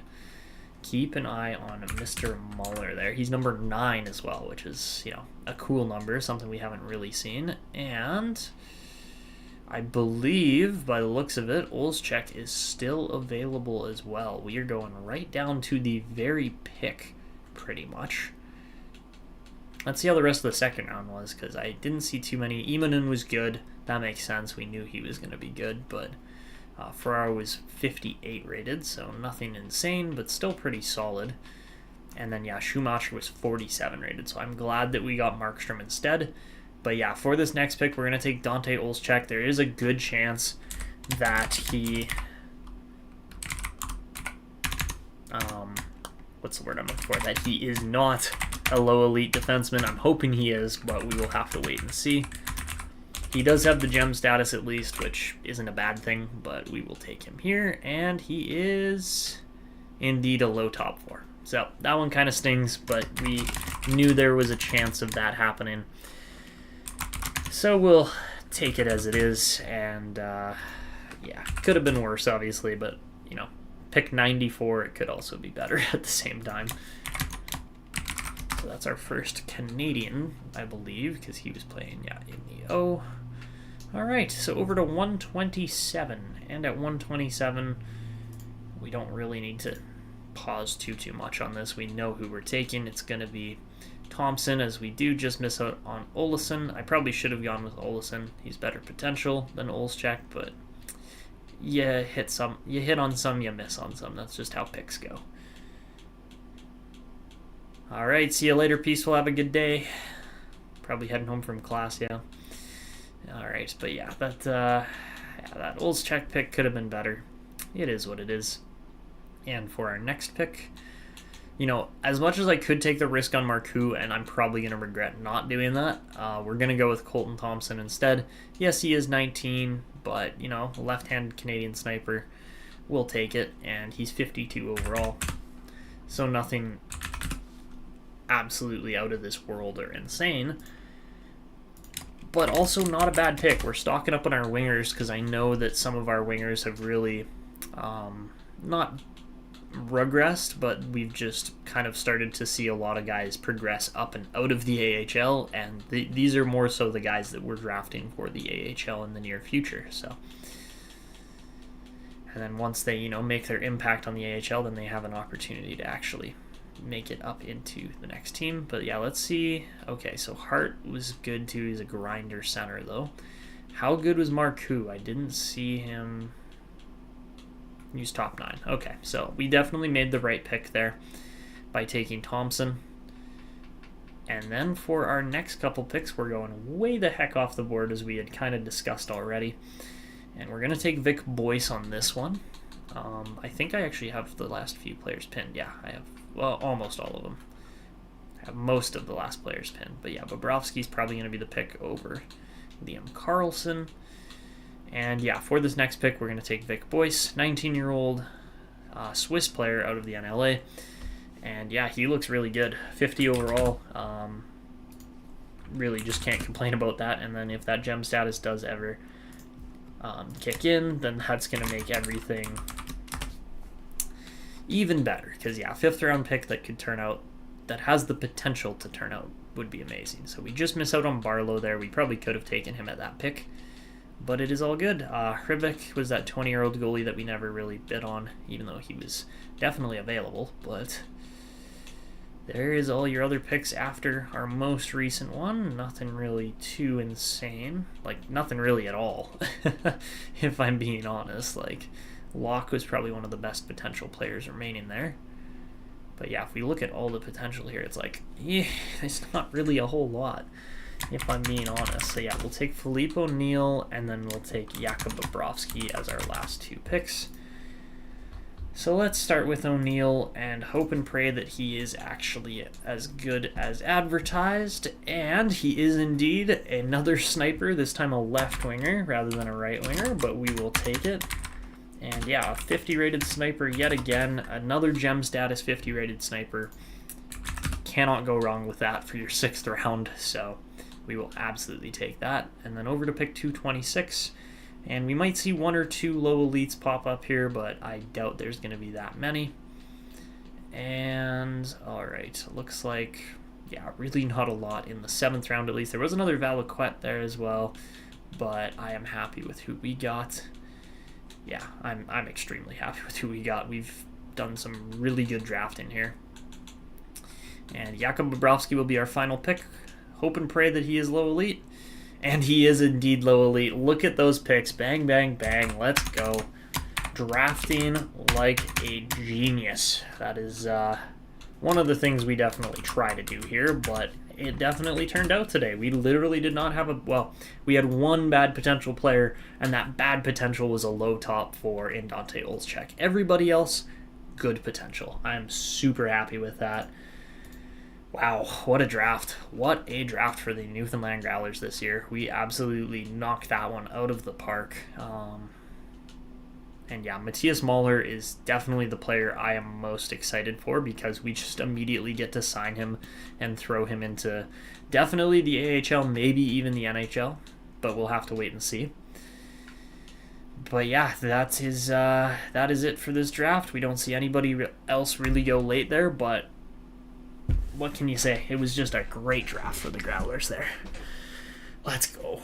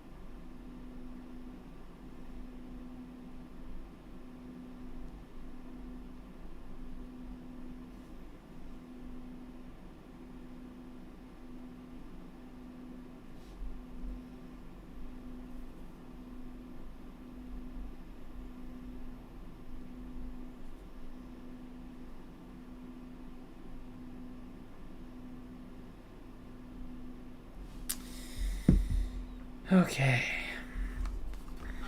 So, now that draft's done, sorry guys, I just had to take a little mental pause there. Welcome, Real Divinity. I see you're in the stream now. You just missed it, but yeah, I know. I thought I had posted an update on my community tab saying that we were live today and tomorrow. I know I talked about it on the last streams over the last week, but I never actually posted anything. And like first thing this morning, Peaceful's like, no streams this week. I was like, oh no, I forgot to update it. So yeah, no, today and tomorrow, those are the streams, 9 a.m. both times.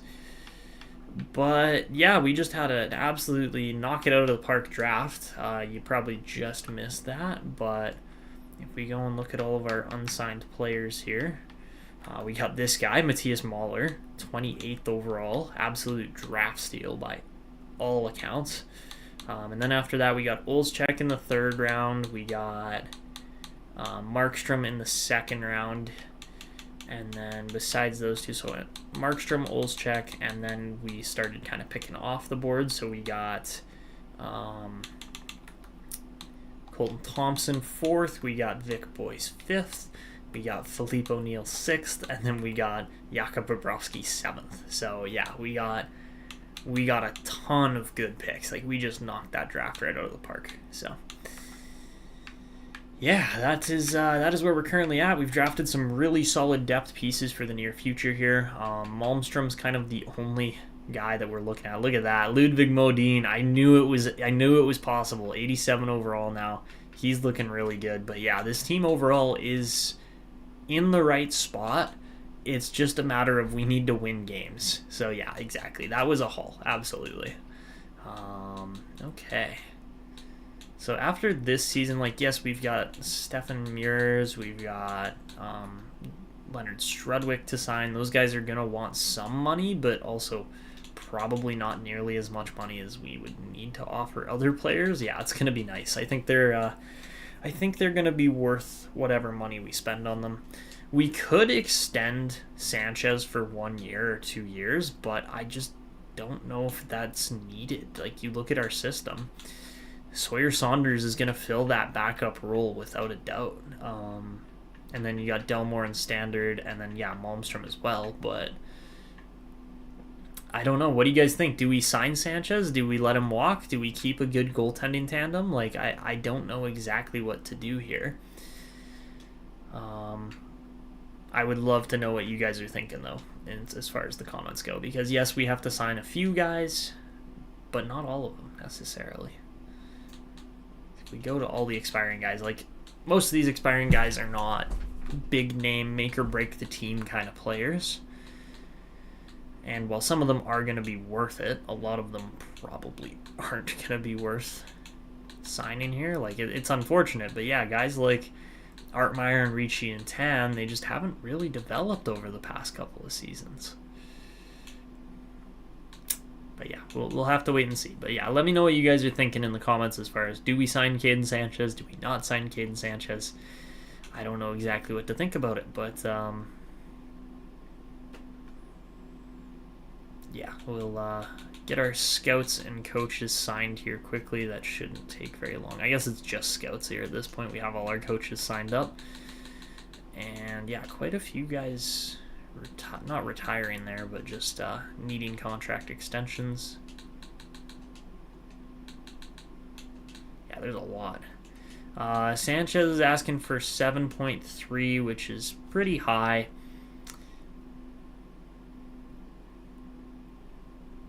In your opinion, a one-year deal sounds like the way to go. Okay.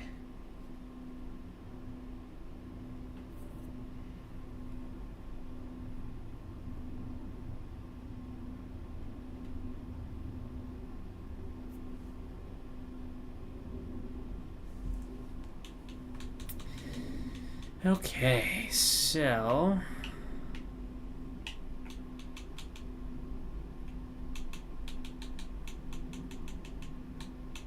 I believe we are ready to go here with free agency.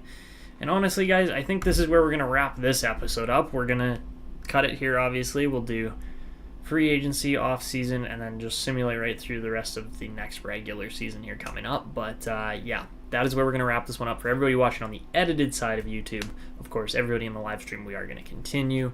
But that is it for this one. Thank you guys all for watching. And this is Etaniel signing out. Until next time. All right. And we're back. 3, 2, 1. Just going to immediately go for the intro here again. And all right.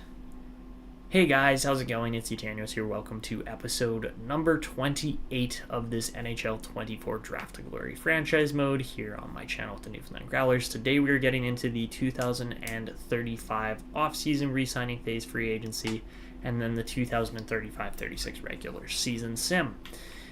So, in the last episode we had a draft haul. The St. Louis Blues managed to win their believe second ever Stanley Cup. I don't think they had won another one in between the start of this franchise mode and 2019 or anything like that. And yeah, no, that was St. Louis's first cup since 2019, so almost over a decade of no Stanley Cups, which is, I mean, not really that crazy by any means, but it does happen.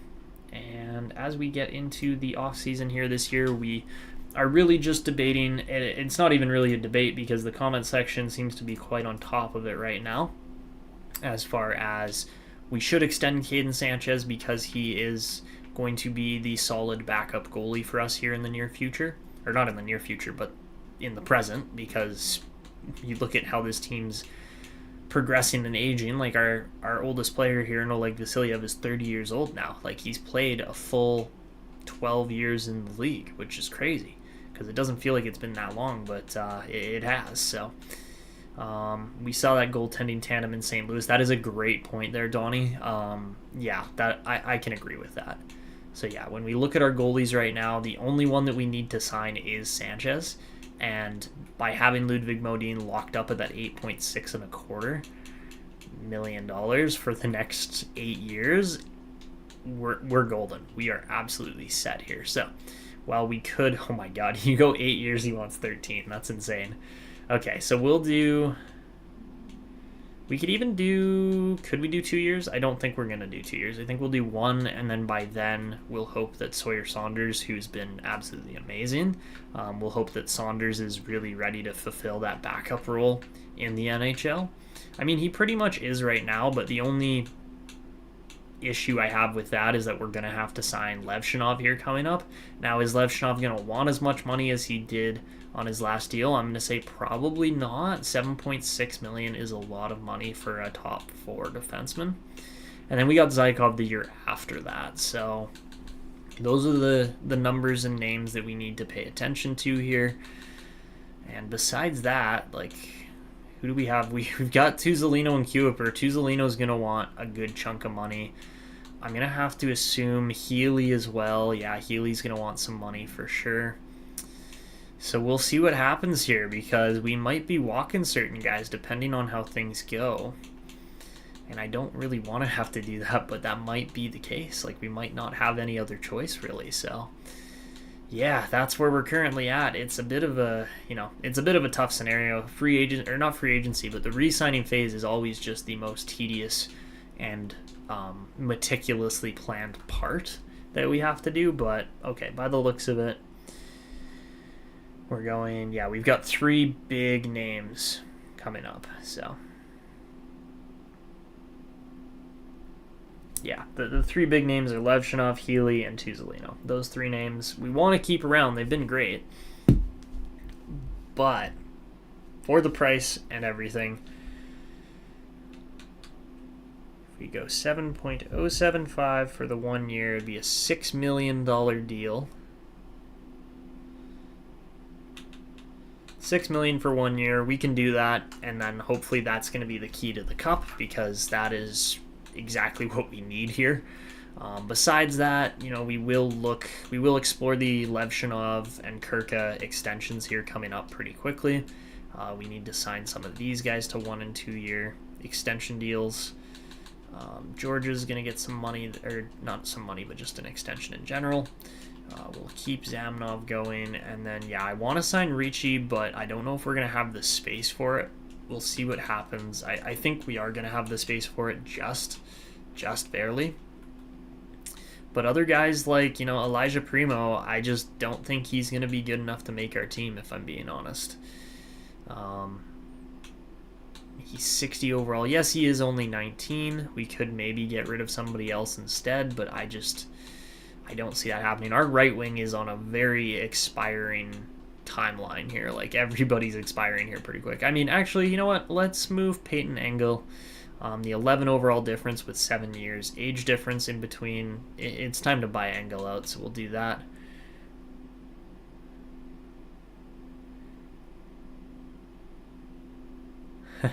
That's awesome. Draft to Glory without all the rules of no trading. Yeah, exactly. That's going to be fun for sure.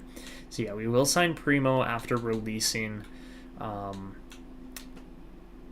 what's his face? After releasing Engel, which I think is the right move there. After that, our left wing is stacked, obviously, but we are going to sign Stefan Meurs to a 1 year. We'll do a 1 year extension at like $950K. I'm fine with that. Same with Leonard Strudwick. We'll do 1 year, $1 million. Get those 2 guys locked in. And then we'll go with Fukale. We'll go with Swanson. Keep those guys around. They've been good.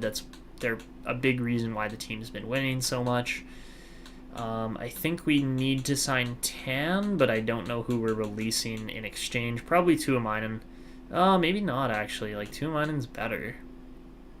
Jamal Tan, he never really turned out, but he put up some crazy stat lines in the U.S. League. Honestly, though, let's see. 4th rounder versus 6th rounder.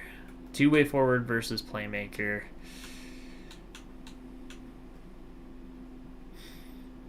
That's crazy, Real Divinity. You gotta love that when that happens, though. Yeah, wow. Okay, we'll sign Sylvain Valaquette because he's been an AHL legend. I think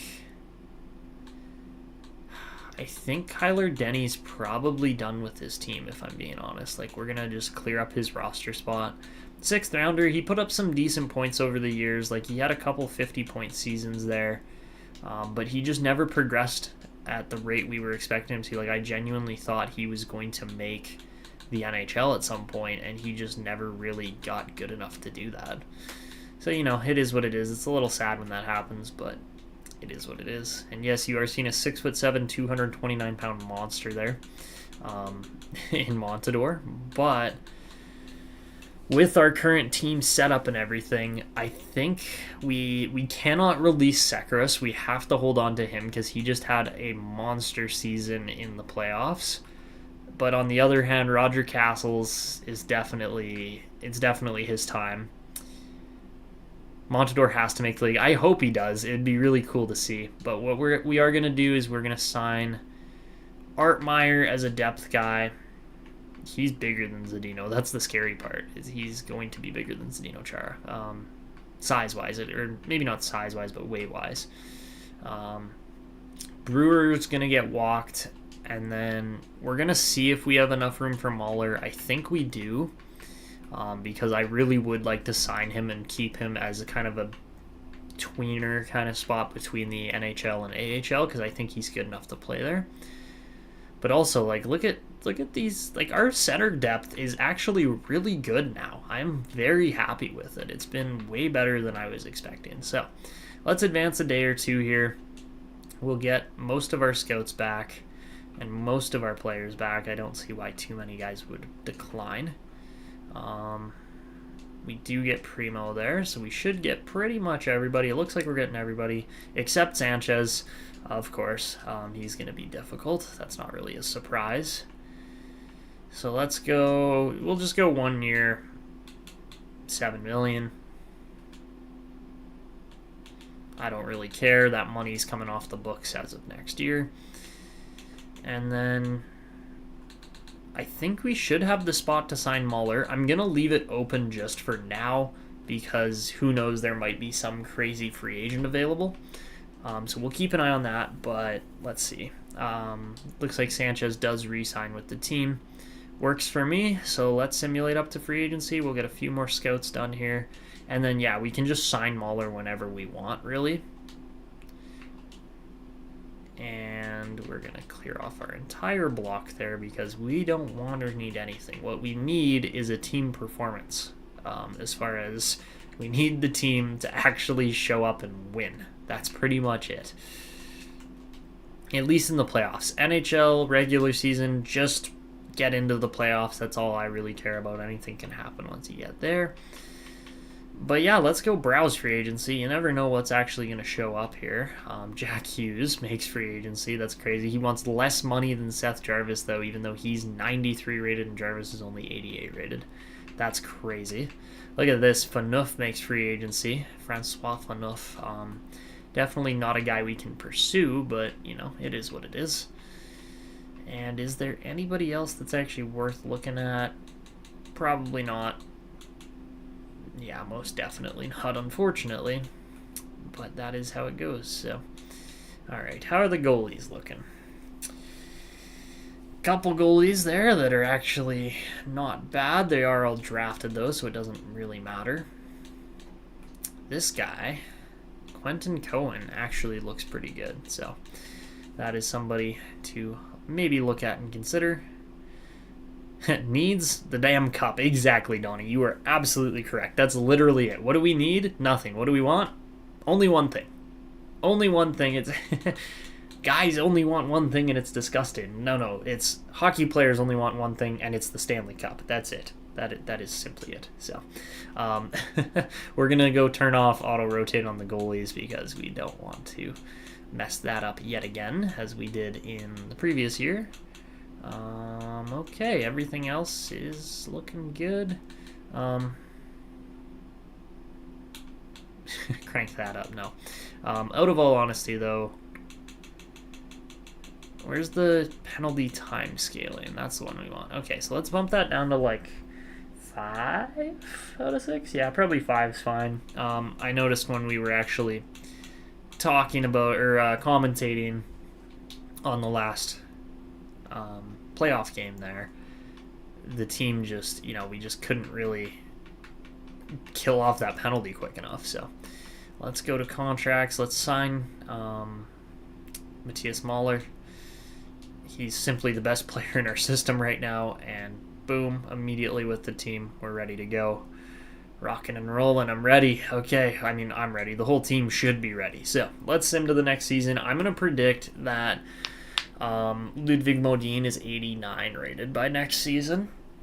We'll wait and see, but I think that's probably right around where he's going to be. So We've got the crazy draft class coming up too. It's the highest rated draft class we have seen since we started using the wheel picker or picker wheel app thing to our website to change our year-to-year draft customization. But as we head into the next season, we've sold a good chunk of our tickets. I think we're in the 70s there, which is pretty solid. And our owner goals this year, they want the President's Trophy. They want the trophy. They're like, be the best team in the league, sell out 39 home games, just simply win. That's it. Simply win. So, as we head into the next year, let's take a look at these lines. They're going to be good. We know they're going to be good. And, yeah, my goodness. My goodness. Oh, Belchet's finally got a gold X Factor. Let's go. And it's Crease Crasher. Go figure. Not really a surprise there, but yeah, that's nice. That's really nice. So, we're going to put Hedberg up on the top line, obviously. We're going to put... I think we have to go Teeman in bottom line because Sogas is better than him now, which is crazy. But, maybe not. We'll keep it a little more normal than that. We are going to go Pat Archer up on the second or third line again. Oh, my God. Oh, my God. Strudwick and Muirs are both 85 rated. Holy crap. Okay. So that's what Elite Potential does. Who do we move? Oh my goodness. What just happened? Holy. Okay, so we have an Elite Sniper here. In Muirs, which is crazy. Holy moly. That's all I can say. Do we dare run Tuzolino on the third line just to get his contract price down? Like, we could. That is an option. We could run Muirs on the top line, but you know what? I think we just kind of keep the lines a little more normal for now. Keep it like that. And where does Strudwick fit? He's playmaker. He's a bottom end guy, unfortunately.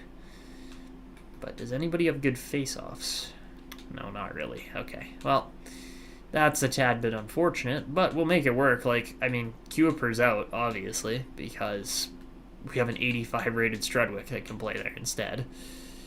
And he's full greens. Like, that's insane.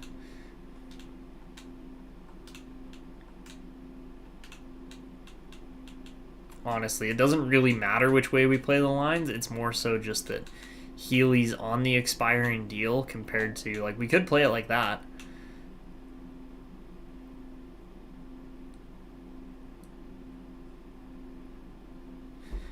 So you're saying maybe even fluctuate, see who does best? Okay, between top 6 and top 9. So yeah, keep, like... That's the thing, is I don't want to play Andy Healy on the bottom line. That's my only problem with it. Because we don't want to go with too young a line as far as having two 23-year-olds in Strudwick and Muirs and then having Soga centering that. Like, that just, I don't think that would quite work, unfortunately. But what if we try... No, nothing else really works. I mean, we could... I like that. Because then you have a shooter at least with two playmakers, which should work better. The only thing... Oh, no, Muirs is 6'1", so that line's got decent size. The second line's a tad bit on the small side. I also just want to see... I called it, 89 rated. Yeah, Modine is crazy good. But I also just want to see what the other players are looking like. Oh my god, Zykov looks so nice. Let's go. Look at that. He's got Bouncer too. Bouncer's a fun one. And he got Off the Rush as well. Those are the two new ones. So yeah, we like to see that. That's for sure. Maybe we try a more balanced approach this year. Because Holloway really did not score last year. Like 34 after having 70 the year before. Yeah, and Zykov only scored marginally better than the previous year, so... Okay, that is the lineup for now. We're going to play around with it more. I don't think we're going to end up leaving Healy on the bottom line, not when we have so many other guys that could be playing there instead. The other option, too, is that we run Sven Hedberg as a center, move Sogas down as the fourth line center, and then run a line of like, yeah, like I wouldn't be opposed to that, running a Sogus, Timonen, and Archer line as the fourth line. Like, that's fine by me. That works for me. But it's more so a matter of, can we make the chemistry work elsewhere? We kind of can. It's not the sexiest, but we could run Hedberg third line when he's a first line player, which doesn't make sense. Versus this, as far as running Muirs with 61 faceoffs as our third line center, could potentially work, or we put Healy at center because he's defensively sound. That's probably the play. And then put Muirs on the inside hand. Yeah. Because Muirs is a righty after all. So, yeah, I think that's probably more likely what the lineup's going to be. Let Healy play there or something along those lines. And then Belchet's... Yeah, I don't want to run the 2+3s. That just doesn't really work for me.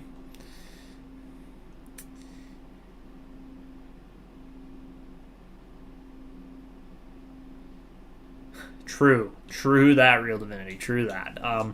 So we know Teravainen and Belchet's are a perfect combo for each other.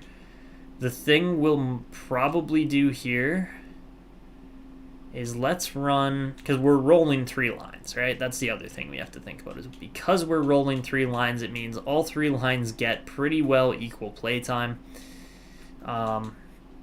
The other thing we could do is we could swap Vasilyev down for Strudwick or Muirs. Ooh, see, that becomes interesting now, because I think, from my experience, Muirs is going to be a good goal scorer. We know he can put the puck in the net. He scored 33 goals last year in the AHL. It's almost harder to score goals in the AHL than the NHL because the speed is a little bit slower, which makes the defense a little bit more able. So, versus, you look at this group, yes, Muirs would be the slowest player on that line. Also, we're going to have to figure out a new number for him because 25 is normally his preferred number. But yeah, if we try running Vasilyev third line center with Strudwick, who, you know, Strudwick's not an amazing shooter, but he could be a good shooter. Or he could be a good setup guy to go alongside these two. And then obviously Healy would be the finisher on that line. But yeah, I say we try that for now. I think Muirs getting top line minutes probably isn't going to hurt.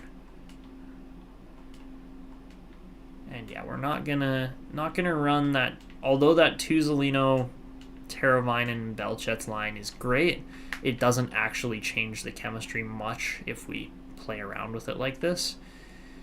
The only other thing we need to check, as I was trying to say before and kind of lost my train of thought on it, is we need to check how good, how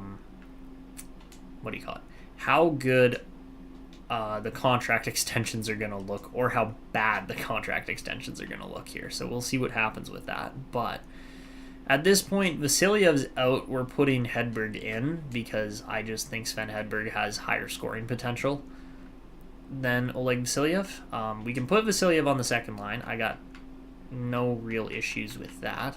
Apart from the chemistry, of course, is going to be maybe a little bit worse. It isn't even that much worse, so we'll take it. We'll put Zykov in there because I didn't really like how little he scored last season. And then honestly, like, Andy Healy didn't really... I mean, he scored a bit. He didn't score a ton. But I think we almost want to put... I just think Muirs is going to turn out. Like, I just have that feeling that he's going to turn out to be really good. So we go with those 3. Get the inside hand shot for Muirs. Yeah, that power play looks amazing. We're going to put... I'm doing the Holloway-Zykov swap back here. Because I think that by making that swap, we're going to be a better team.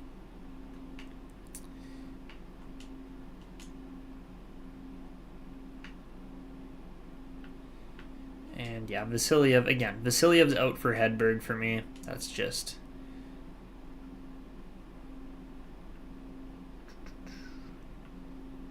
going to be better. Mirrors finish on the power play.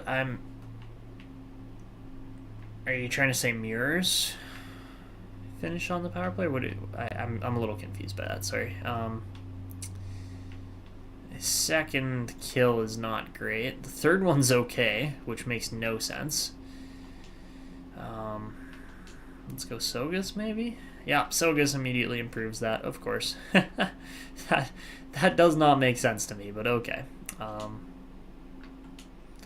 put Sogas in as the killer again. That doesn't quite work, but it's close. Mirrors, yeah. And you know what? It's not the best 3-man PK ever, but I think it could be worse as well.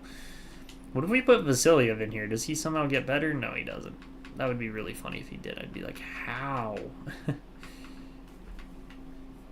So this is definitely where we're missing some of that additional depth with the grinders and other guys is right here on the kill at least. But, you know, we can put our best guys out. Oops, that was wrong.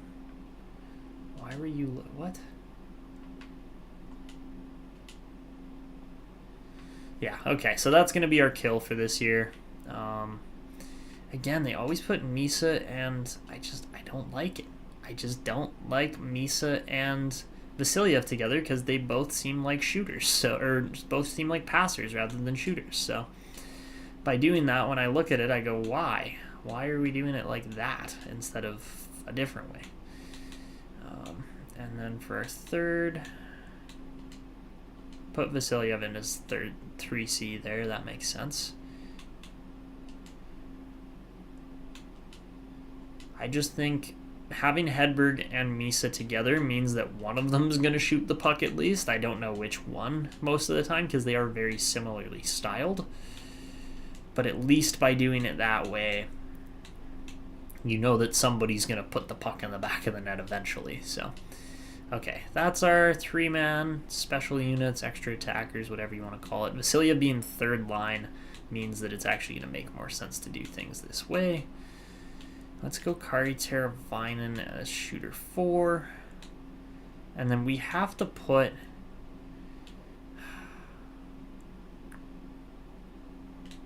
For me, we have to put DuPont in here over like Tuzolino or Misa or any of those guys. Because he's 95 rated. He's just simply our best player. Okay, so that's what we're going to rock with.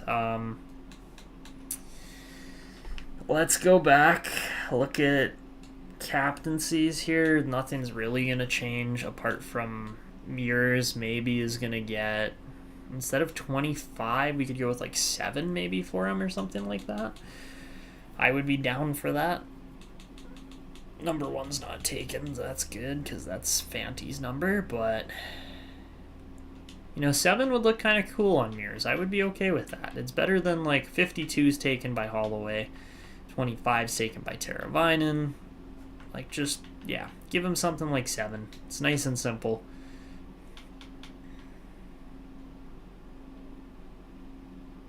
You could do 50, that's true. I think 7, I mean, he's a sniper, right? So... What looks cooler on a sniper? I think 7 looks cooler on a sniper, honestly, but we can go with 50. I'm down with that. Again, that's why you guys are here in the chat. Let's do it. Let's do 50. Why not? The goal is he's going to be a 50 goal scorer, right? Yeah. We're thinking now, right? I'm thinking now, at least. Strudwick has always been number 3. That's just his go-to. He's one of those kind of weird playmaker guys, but we'll take it. And, all right, let's... look at our contracts. So those are the 3 big ones. I'm worried. I'm worried because 5.7 was a steal, 3.1 was a steal, 7.62 didn't really turn out to be a steal, but then we have these guys here too that are also going to be a spot and an opportunity for things to go sideways. Pat Archer... pretty pricey for the contribution and play we've seen from him so far. Kyler Hewson, probably a more reasonable contract and price tag. Is he going to end up being a top 9 grinder eventually? Absolutely.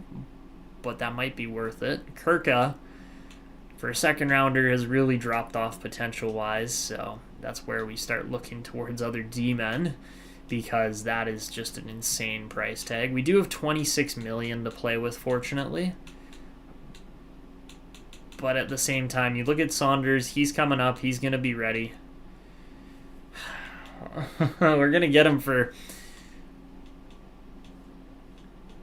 a few more years, but the price tag he's looking at is absolutely tremendous for what we should be willing to pay. Also, we're going to have some roster change-ups because there is no way I'm not putting one of either Landon Robbins, Johan Magnuson, or Logan Gore into the NHL this year, because Kirka is just not doing it for me. Like, he's our 7th D-man at this point. And, like, even McBride would have as much opportunity as him to play this year. Yeah, the goalies are trying... That's 8-year deals still, but, like, yeah, they probably are good enough to get to that point at some point, but it just makes you contemplate, like, is that really worth it? No, probably not. Although it could be if everything went absolutely perfect and according to plan for those guys. That's the only way that contract becomes worthwhile. Kelly Mahler is easily our best center. Not easily, but is definitely our best center. Smith Pelly's up to a 72, which is surprisingly good as well. But, yeah, I have to put at least 2 of these D-men into the NHL, probably, because you look at the group we have, and it's like, yeah, Rogers is good. Rogers is fine. Keep him there. I don't have any issues with him. But Kirka's not good enough, man. Like, he's just... Yeah, he scored 27 last year. That's a crazy good year for a defenseman normally, but... Like, Rogers was rock solid, +7 on the year. Kirka was... He was +13, actually. Okay, so maybe he has been good enough, but just barely good enough. Zlevchinov, he's still minus, but not by much, which is actually impressive. Zaikov's an even, which is crazy. Holloway's +83. And then DuPont is +25 in spite of how many negative years we had early on in his career. So, all right, that is pretty much where we're at. I'm going to make some roster moves here, but we should do those contracts first because otherwise I am going to regret it. And let's see, what are we looking at? Ouch. Andy Healy, my dude. You want the 5-year. The 5 years is by far the best price for him. Oh, Tuzolino. This is tough. This is tough because you look at his totals so far. You've been a 70-point player. You're not a $9.2 million player. At least Levchinov is consistent with his price tag. For the most part.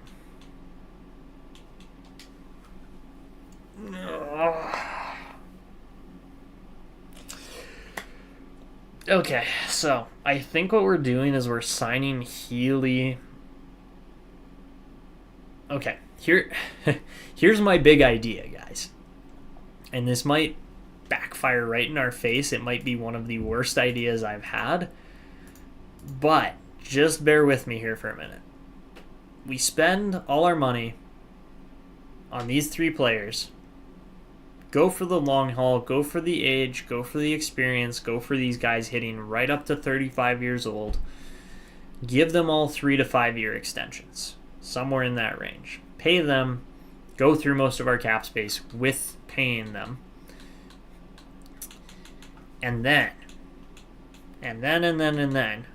these 2 guys, Mears and Strudwick, regardless of what happens, get qualified. Which then allows us to potentially obtain future first-round picks from other teams. And from 2 guys that were 3rd and 4th round draft picks, in 2030, so 5 years ago, overall the value would be there. The value would be worth it. The only thing that hurts is that there are draft picks. They're guys that we want to maintain in this team long term, but at least we get something back for them if we have to walk them because we have no future cap space, versus with these three, we get absolutely nothing. The only other thing that concerns me with the Healy and Tuzolino contracts is that they are going to play really, really well this year and want even more money if we don't sign them for whatever reason. Now, let's do the calculations on this because they could be steep, they could be somewhat reasonable by the end of everything. But we're going to start off. Tuzolino's the number one expensive guy. Andy Healy will come in at number 2, and then Lev Shinov will be the third most expensive by the looks of it. But with those prices and everything, let's see, 7.825 for Healy. That should be a 6.65. I would just set it at 6.675 million for him. That's not bad. For Artyom Levshinov,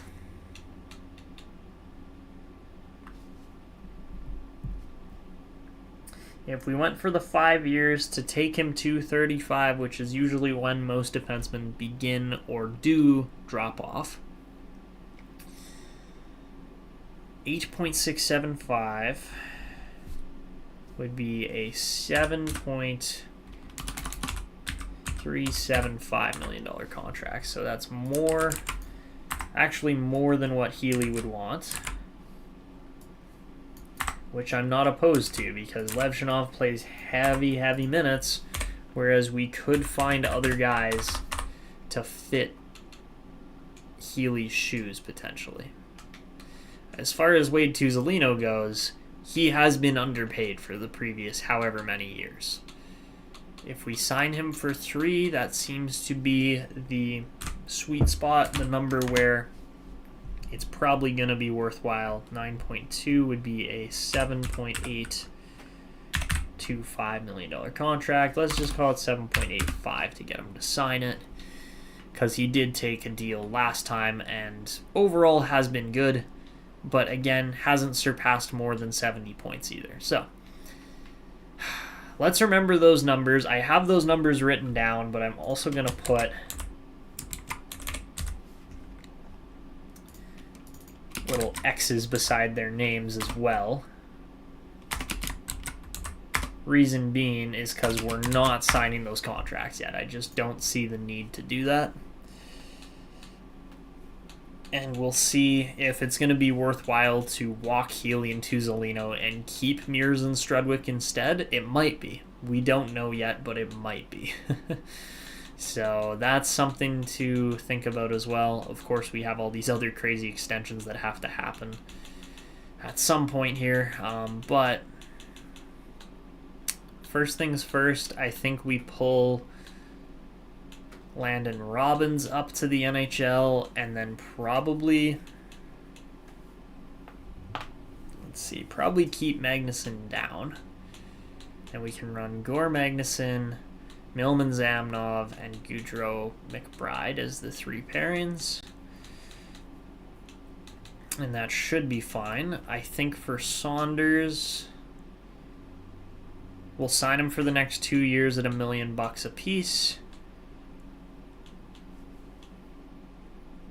If you go 3, 4, 5, yeah, because that's the thing, is it just simply makes sense to sign Saunders there. 2 years at $1 million. Simple as that. Done. Easy. No questions asked. For defense, though, what are these guys looking at? Minimal extensions. Let's do it. So we're gonna do all these tiny extensions because I think that is the way to go. Robbins is not getting an extension yet because he could potentially be a future top D man for us, so we're gonna just hold off on that for a minute. So that's going to be the play, is just hold off on most of these contract extensions. The only guys that are getting signed are the guys that have the 1-year deal kind of clauses in their contracts already, or are $1 million or something like that. Like, they're going to cost us essentially nothing. Galley Jr., how's he looking? Yeah, I really would have liked if he was pushing an NHL position by now. But since he's not, we'll take it as it is. And yeah, we are going to go... Actually, let me just look at Landon Robbins first, because if he is going to play in our team at any point here, I need to make sure his system fit looks okay. He's pinch and cycle, which is probably about as good as we can ask for. So let's go make some roster moves. So it's not some, it's just a roster move. One singular roster move. That's singular, well, maybe not just singular. We'll probably go Robbins and Järvinen up, and then our worst guys down here. It'll have to be just Robinson then. So yeah, Järvinen can stay down. We'll move Landon Robbins up. Edit the AHL lines a bit. So here's the AHL team that we're looking at. It looks very solid, very sturdy overall. We are going to run Michel Bernier up with Mahler and Foucault and see if those guys can produce anything at all. I don't know if they will, honestly, but we'll have to wait and see. I almost want to run Swanson up there instead because I think he might score more. Or we run Cody Sweat because he tends to score a lot. I do like the overall build of this lineup, though. It's a very nice, very sturdy team. No real holes in the lineup, which is a big bonus. And then we will run McBride, of course, again. He's going to get top pairing minutes over Gore. Gore can play there. How does McBride... Like, what? How does that not work? Like, that does not make any sense to me.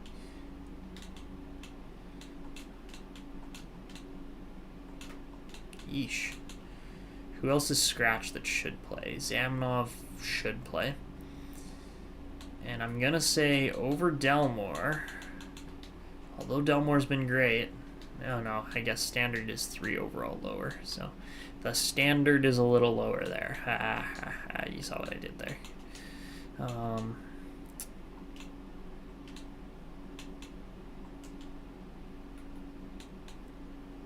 Excuse me, what? How does McBride not work with this lineup?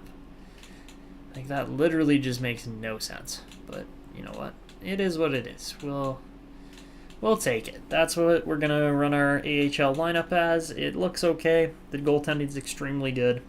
Everything else is kind of meh. Or mid. It would be another good way to describe it. Also, why is Rogers playing the wrong side? That makes no sense. And then Robbins will slot in here as the two-way, and he looks good. Like, he is actually genuinely a top 6 D-man, not a top 6 depth borderline kind of D-man. So I wonder if we ran... Yeah, no, I don't want to risk that. I was like, we could run Kirka with Robbins, and they might score a ton of points. But I don't want to risk Rogers taking a big hit because he's 26, and that would just be a little detrimental. So, is anybody even in the stream right now? Yeah, there are. It's just nobody's really talking. That's fine. It's lineup management. It's boring stuff, but that is the team. That is the group we're going with. We're fully sending it. Just commit to it. Let's go check out some edited players here quickly. And for the edited players, the only guys that we really need to look at are the newbies here, the 85 overall guys in Stefan Meurs, who's going to be wearing number 50. That's what we've decided over 25 times 2. Honestly, I really like his build. I think we could go with a little more true gear because why not? Then again, you know what? Let's just leave it because things have been working for him so far. The only thing we're doing here is a number change because why not? Holy, let's go. I try to hold the thing down and it doesn't even move. So yeah, Muirs will be number 50. Seems like he's definitely got some facial hair already, and he's going to have the full-on goatee. Beautiful. All right. So that's Stefan Muirs. Going to be a fun one for us. Hopefully he's going to score a lot of goals on that top line this year. Leonard Strudwick is the next one. Number 3 has a left-wing elite playmaker. And he is got some interesting equipment choices, I have to say. But we're going to go and just change his lace color because blue laces do not look good. At least not on our Growlers roster and with all those colors and everything. So, yeah, that's Leo or Leonard Strudwick. A very smiley looking guy. He's also got the mustache going, which we like to see. Beautiful. And yeah, we'll see what kind of a season he can put up this year. Obviously, we will be adjusting the lineups a bit as we go. And then the only other guy besides that we have not been introduced to yet is, of course, Landon Robbins. And Landon Robbins, again, another elite guy. Seems to be 68 is his number. I quite like that number. Very interesting number for sure. And then he's rocking True and CCM, which looks pretty good together, honestly. He's got the wild man beard. We love to see that. Of course, he is a ginger. And yeah, let's just get him fully growing that thing out by the end of the year. So yeah, that is Landon Robbins. The only other thing I am going to do is just go and make sure, because I did notice it happened when we started playing here, or not when we started playing, but when we got into the playoffs, that Ludwig Modin's helmet just did not save, which, you know, it is what it is, but that's the whole point of us having it in here too, is that we actually get the Growler mask, because the Growler mask looks so cool. And then we've got the full beard set for him, right? Yes, we do. Beautiful. All right, so that's Modin. That is our soon-to-be best goalie in the league.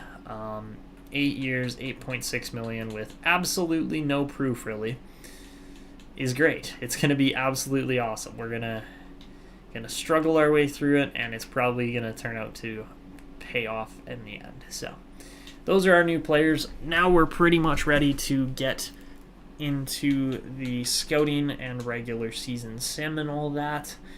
And this year it's going to be wingers at the top. One center there in Gordon Johnson. But Maddox Lopez, a 5'8" left winger, is going to be your number 1 ranked prospect immediately. And the best goalie in this draft is ranked at number 48, Len Weber. The best defenseman is Joaquin Reichel at number 5. And yeah, that is your first peek at the draft as to what we're doing with it. But then, of course, we got a scout still. So, yeah.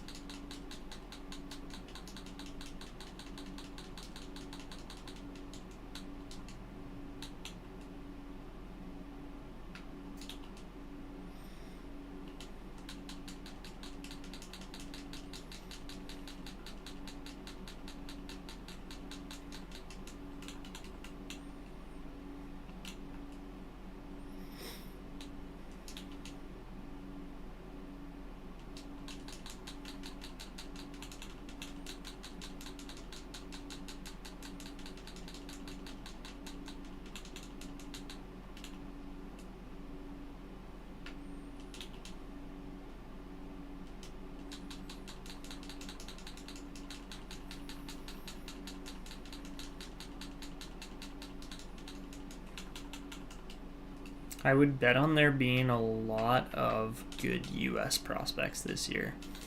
I just have that feeling. Lopez is the only like decently ranked guy in this whole Eastern Division. That's really funny.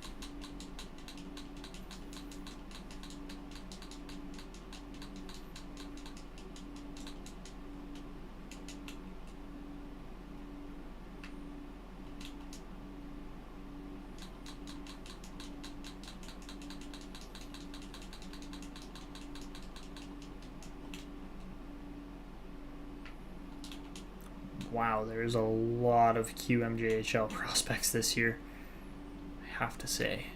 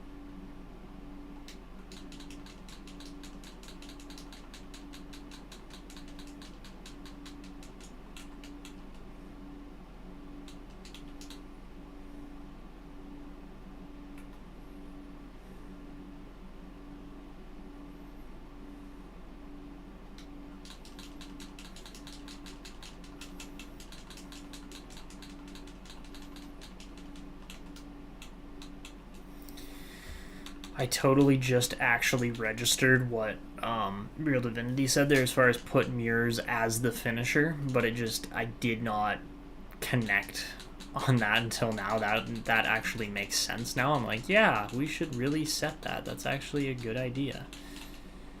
But yeah, I just did not clue in on that until right now. So, yikes. A little bit slow today. I mean, it doesn't help that the way the chat's set up with that little like button and everything too, I can't actually read some of the comments right away. Like, it takes other comments pushing them up for me to see it properly. So, something else there to kind of consider. But, yeah.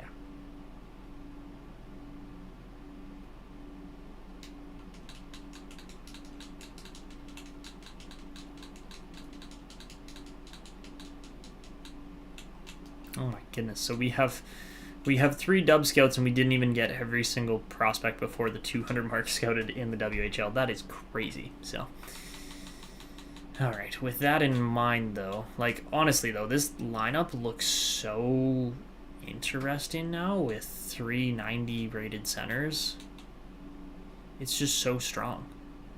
It's just such a strong lineup. But yeah, we'll wait and see. But on the power play, let's edit strategy here. So yeah, Belchet should be the finisher. Yeah, exactly, Charles. It is something else here. We got a powerhouse team. But yeah, we are gonna just set Mures to be the finisher here. Yeah, we have built a genuinely amazing team here. Alright, so back out on the strategies there. The only other thing... yeah, we don't even need to really do anything else there. But yeah, it's the reason why this team has become so good is because we got Stefan Mures this year out of the AHL. He just became an absolute stud. And then same with Leonard Strudwick here as well. So those two guys really pushed everybody else down the lineup a little more. when did we draft Mears? 5 years ago, 2030. He's a 4th rounder, so yeah, he's a draft steal for sure. Strudwick, also 2030 in the 3rd round.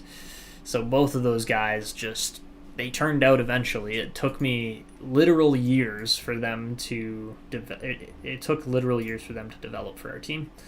But yeah, you go back and look at that 2030 draft. We got Zykov 1st round. That's crazy. So first things first, we got Zykov in the 1st round of that draft. Then we got Ludwig Modin in the 2nd round of that draft.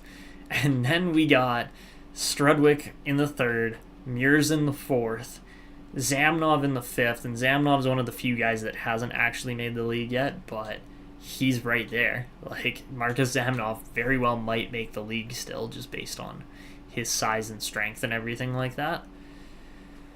And then, yeah, it was Denny and Fisher after that. So the last 2 rounds of picks, or even the last 3 rounds of picks, weren't amazing. But yeah, the first 4 rounds were like, holy moly. We absolutely crushed it. 2030 was just probably one of our best draft years ever. I don't really see, like, Modine was a steal. Obviously, he's the best goalie in the league. We got him in the 2nd round. Mears and Strudwick, both steals as well, based on how well they've developed. Yeah, that's just crazy. Yeah,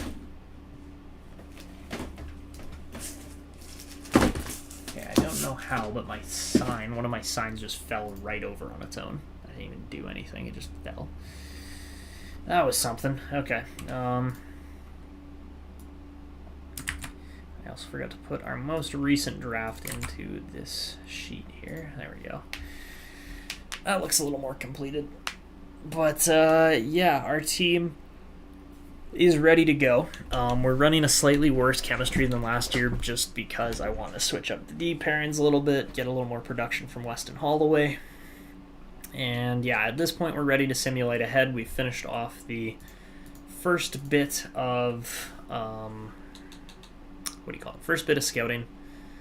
So we'll simulate up to the first here and see how the team goes. So we did rip a bunch of very minor level extensions. Guys like Bernier, and McClellan, and Sweat, and Gallagher, and Gore, and yeah, there was quite a few. But what my plan, not my plan necessarily, but what one of the options that we are allowing for by not ripping any Healy or Tuzolino or Levshinov contract extensions yet is for those guys to play it out, see if they actually have a season that's worthwhile as far as how well they do.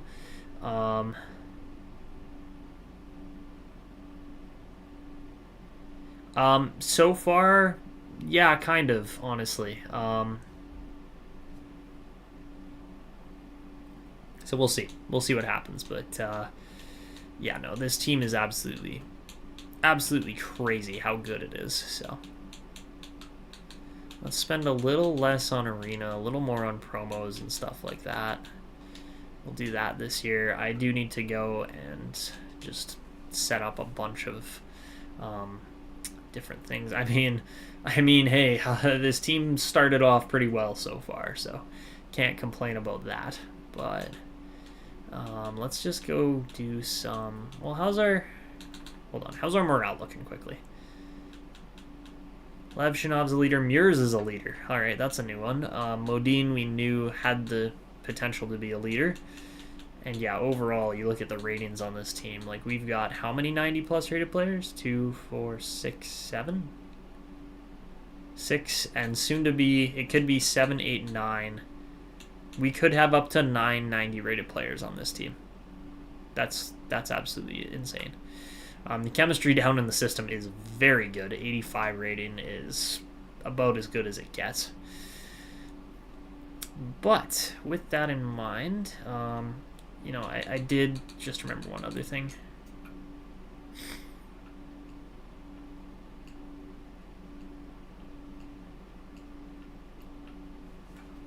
Yeah, I wish it made sense. It literally never makes sense. Robbins is number 68. That's his preferred number, so that's what we're going to give him. And where was I going? Owner mode. That's what we were going for. Was just upgrade. Not even upgrade, but just maintain the parking lot and or not just the parking lot, but just maintain everything here. Oh my goodness. Okay, so we are going to need more budget for that, because that is crazy how expensive some of these things are. Ow, that was my knee. The owner's actually happy now, though, which is good, because, yeah, this team is, or should be, competing at least.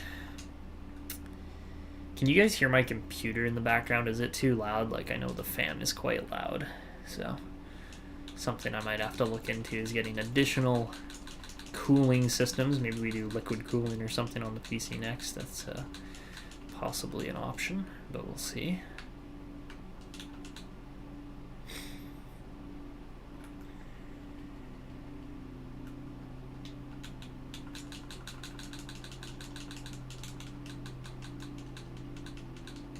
No fan? Sounds fine? Okay, good.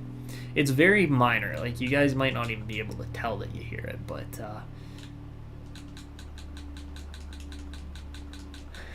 I probably did. It's because when I'm sitting here at my desk, to me it sounds like my computer's just like like it just seems so loud, but it probably isn't, if I'm being honest. Or it isn't, because you guys can't hear it through my microphone, which is good. But yeah, because I'm sitting here in a quiet room by myself, that's pretty much all I can hear. So, but yeah, good. Again, good efficiencies. I love those A-rated scouts. We need to go get more of those, because then we would just have this extremely efficient scouting staff that would get literally everybody scouted.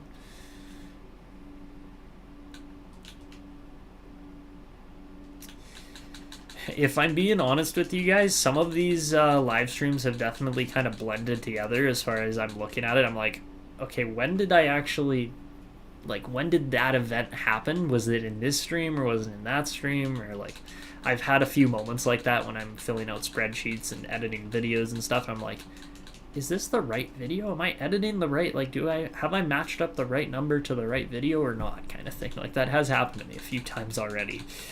So I'm trying to be as transparent as I can about that as far as how things are going on my end here. But, you know, overall, I am liking how much scouting we're getting done. I wish we could get a little bit more done in the WHL, but that is what it is. It doesn't always happen the way you want it to. So we will continue on, just get a ton of scouting done. It's so tedious. But yeah, as far as the memberships go, I've been putting some work into that, just as far as trying to fine-tune details and stuff. I don't think I'm going to release the memberships on my channel until NHL 25 comes out. I think that's probably a safe decision. But yeah, by doing that, it's going to just allow me to make sure there's absolutely no bugs and issues and anything that could be detrimental to having a membership program on the channel. But yeah, it's something I've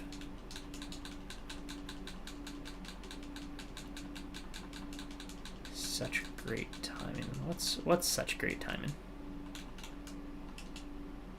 Just the memberships in general, or what?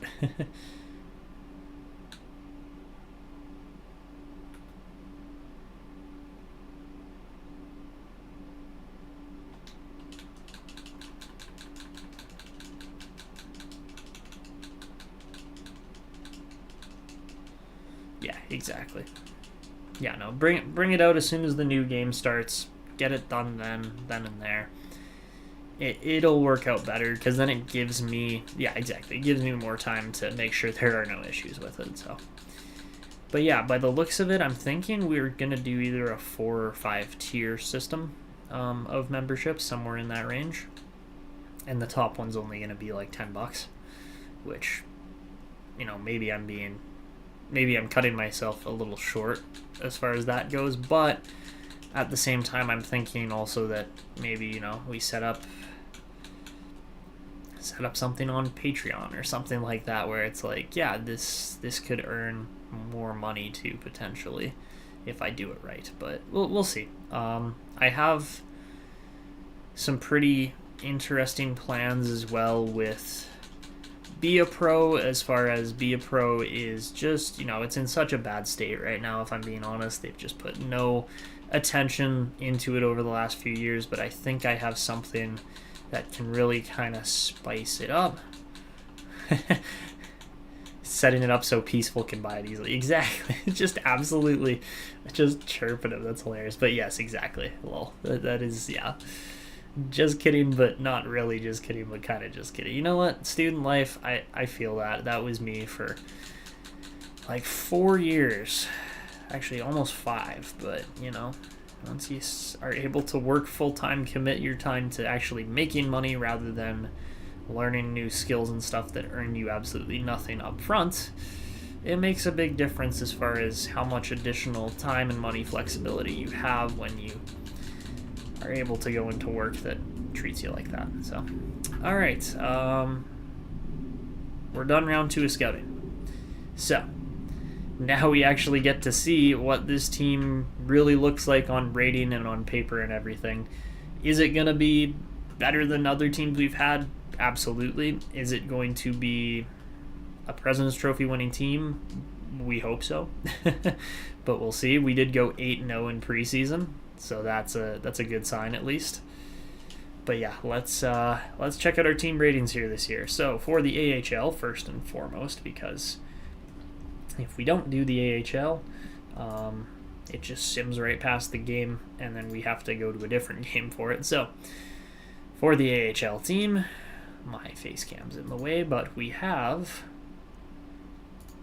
71 offense, 79 defense, and 83 goaltending. Probably the best defense and goaltending this team's ever rostered, at least in the A.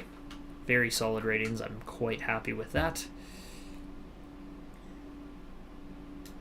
And then for the NHL, here's our team ratings for this team, and let's see, we're at, so we should be on the away side. We are indeed. Beautiful. So here's our team ratings this year. We've got 100 offense, so for sure the best offense we've ever had. 97 defense, also insane, and 90 goaltending. Yeah, it doesn't get better than that. Simple as that. It does not get better than that. That is probably this might be the single-handed best team we're ever going to roster. The offense is the best ever. The defense is the best ever. The goaltending is the best ever. This is it. This is our window right now. This is literally the championship window. Right here, this year, it's literally the best ever. So, there you have it. So yeah, let's get started here in just a moment. I am going to stop and save because I just really don't want to lose any kind of progress here, but this is going to be fun. This is going to be hopefully an all-time iconic season here. But let's simulate the first month and see how it goes. We start off with a 6-3 win. We then barely beat the Vegas Golden Knights and the Ottawa Senators. Continuing on, though, Florida, we crush, but then we lose in OT to the Flyers, so they hand us our first loss of the season. And then we lose to the Red Wings in regulation and the Capitals. So there are teams that are sticking with us here. The Red Wings for sure are one of those teams. I'm wondering how they're that good. Other teams like St. Louis are way up the standings a little bit from where we were expecting. St. Louis, we knew they were going to be good again. But yeah, let's simulate up to November 12th here. We beat the Penguins there, and then we continue on with our winning ways. Beautiful. Obviously, it's going to be a good year for rookies this year, or for the draft class this year. And we lose Strudwick to a sore knee, so that's not great. But apparently Robbins was injured too. Oh, okay. I see what's happened here is that, well, Muirs has started off completely on the right foot with 14 points in 15 games, and then Hedberg and Misa are just cruising as well. So yeah, complementary players seem to kind of do the trick here. Vasilyev and Healy are actually playing quite nicely together, so I'm happy about that. That's about the best we've seen our forward lines kind of click. 16 points in 15 games for DuPont is absolutely crazy off the start of the year. And then the rest of our team, well, Levshinov's got 10 and 15, so that's really good. And then, yeah, Holloway's only got 6, which is not the best we've ever seen. So, yeah, that is our current state of the team. Modine stayed at 89 overall. He's won 10 out of 12 games. Meanwhile, Sanchez hasn't been quite so great. The 919 on Ludwig Modine is definitely very good. And yeah, I'm sure we'll see Muirs start to pop off here in just a moment. He's getting 20 minutes of ice time a night, which is insane. How's Strudwick doing? I know he's injured, but only 3 points. Yeesh. Lev is only 85. He is, because he's dropped off to top 4. He is 30 now, so that was the other thing. And we do have a contract extension coming up for him, as far as we're going to have to sign one here soon, which is kind of the scary thing. But yeah, we get up to the St. Louis game and date. By the looks of it, we're top of our division by a few points. As far as the entire league goes, St. Louis is ahead of us by 3. And Sven Hedberg has the most points on the team with 20 points in just 15 games. So he's on a very good pace this year. Let's go see if those contract numbers have changed at all. I doubt they have, but you never know. It's unlikely. Yeah, no change there. A little bit of change in Tuzolino, so Tuzolino might be worth the sign-in. And yeah, no change for Levshinov, so we're just going to hold off. We're just holding off on these contracts. We're not actually going to sign anything yet. I would love to extend Muirs and Strudwick. I probably should have extended them earlier on, but it does seem like Stefan Muirs is going to be the guy out of the two. He has been playing with the better line mates, marginally better line mates, honestly, but yeah, that is the current status of our team and our contracts, and that's what we're keeping a very close eye on this year. So as we head into round 3 of scouting, we'll try to get it done fast.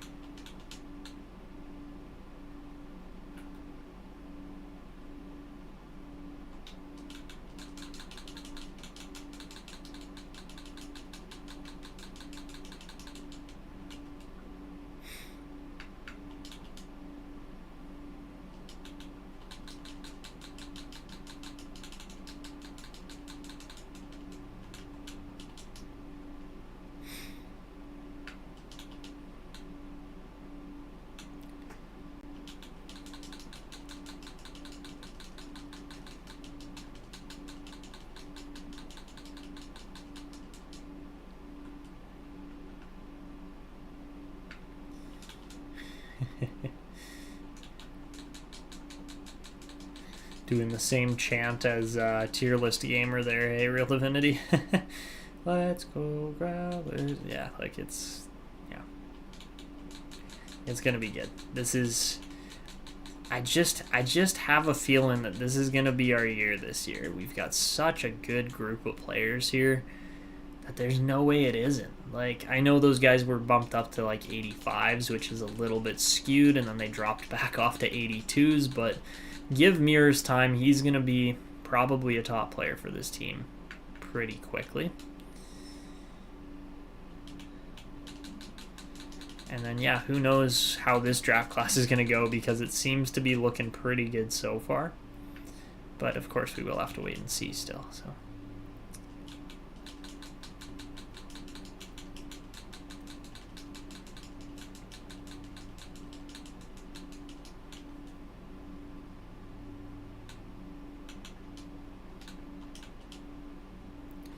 I just did all of that completely backwards from the way I've been doing it so far. That was stupid. Alright, we're going to go from like there down. Let's go 195 down. Why not?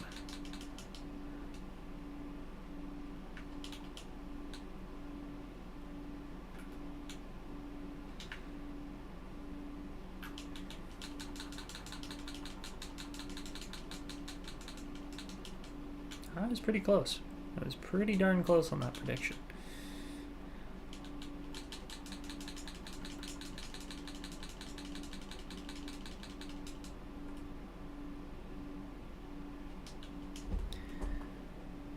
Scouting with me? Nice.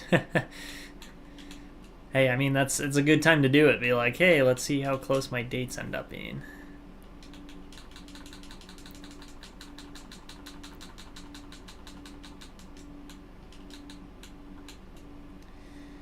Okay, 71.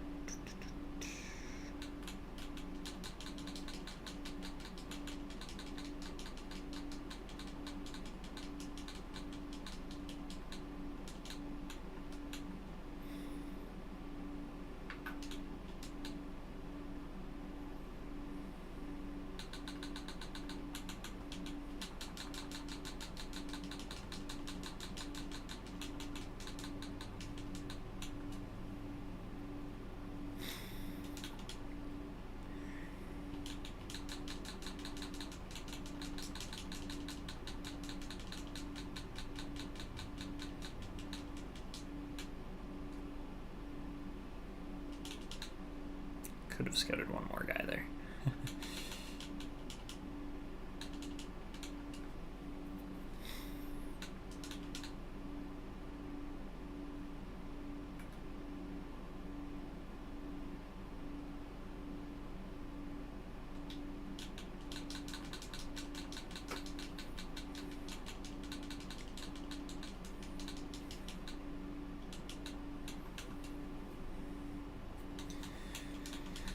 Pretty solid overall.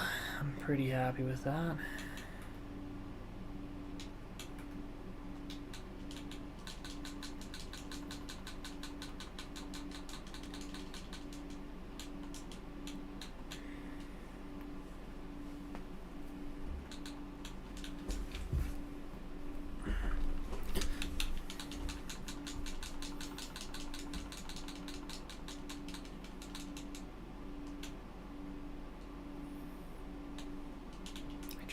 It boggles my mind how many WHL prospects there are. There's so many of them. Like, we're only scouted up to number 68 with the first round of scouting, and then the second round only gets you to 137. It's crazy. Just crazy.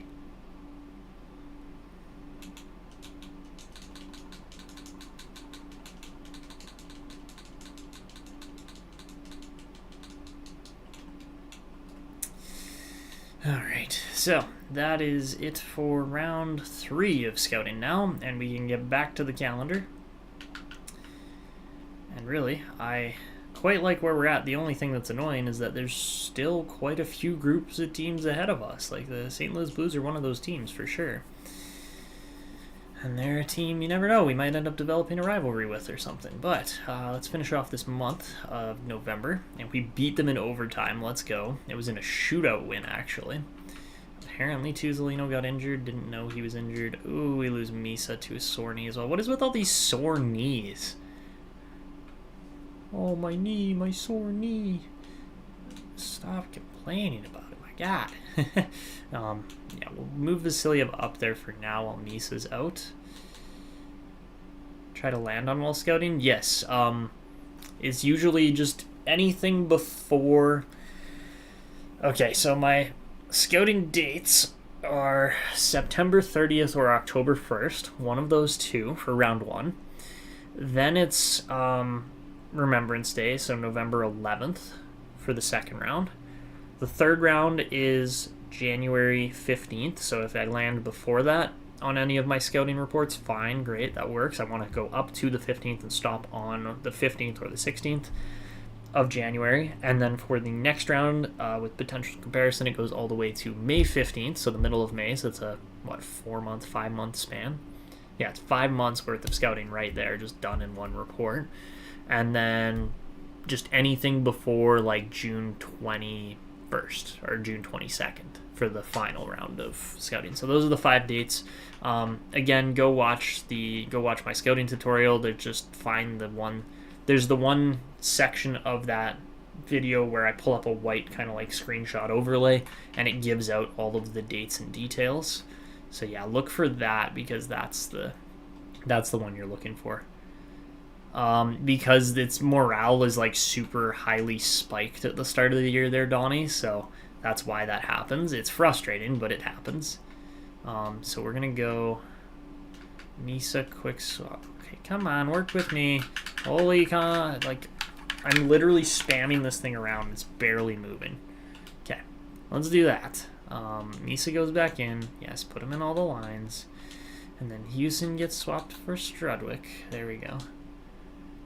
Yeah, you should watch it. It makes it a lot easier to do the scouting. So 26 for Belchats, 25 for Hedberg, 23 and 19 for Misa, 15 for Mears. All right, I like what we're seeing. It's very balanced scoring overall. 11 from Holloway, 20 and 21 from DuPont. All right, 12 for Levshinov. He's having a good year this year. Is that? Hold on, did I just see 8 defenseman goals already? Holy moly, he is on a heater. Artyom Levshinov is just... Stat growth went away. Yeah, you're probably right. I'm not trading anything for anything. Goodness gracious. All right, so as we continue here, we beat quite a few more teams. We lost to Buffalo and LA, excuse me. But yeah, they're looking good. So let's finish off December here now.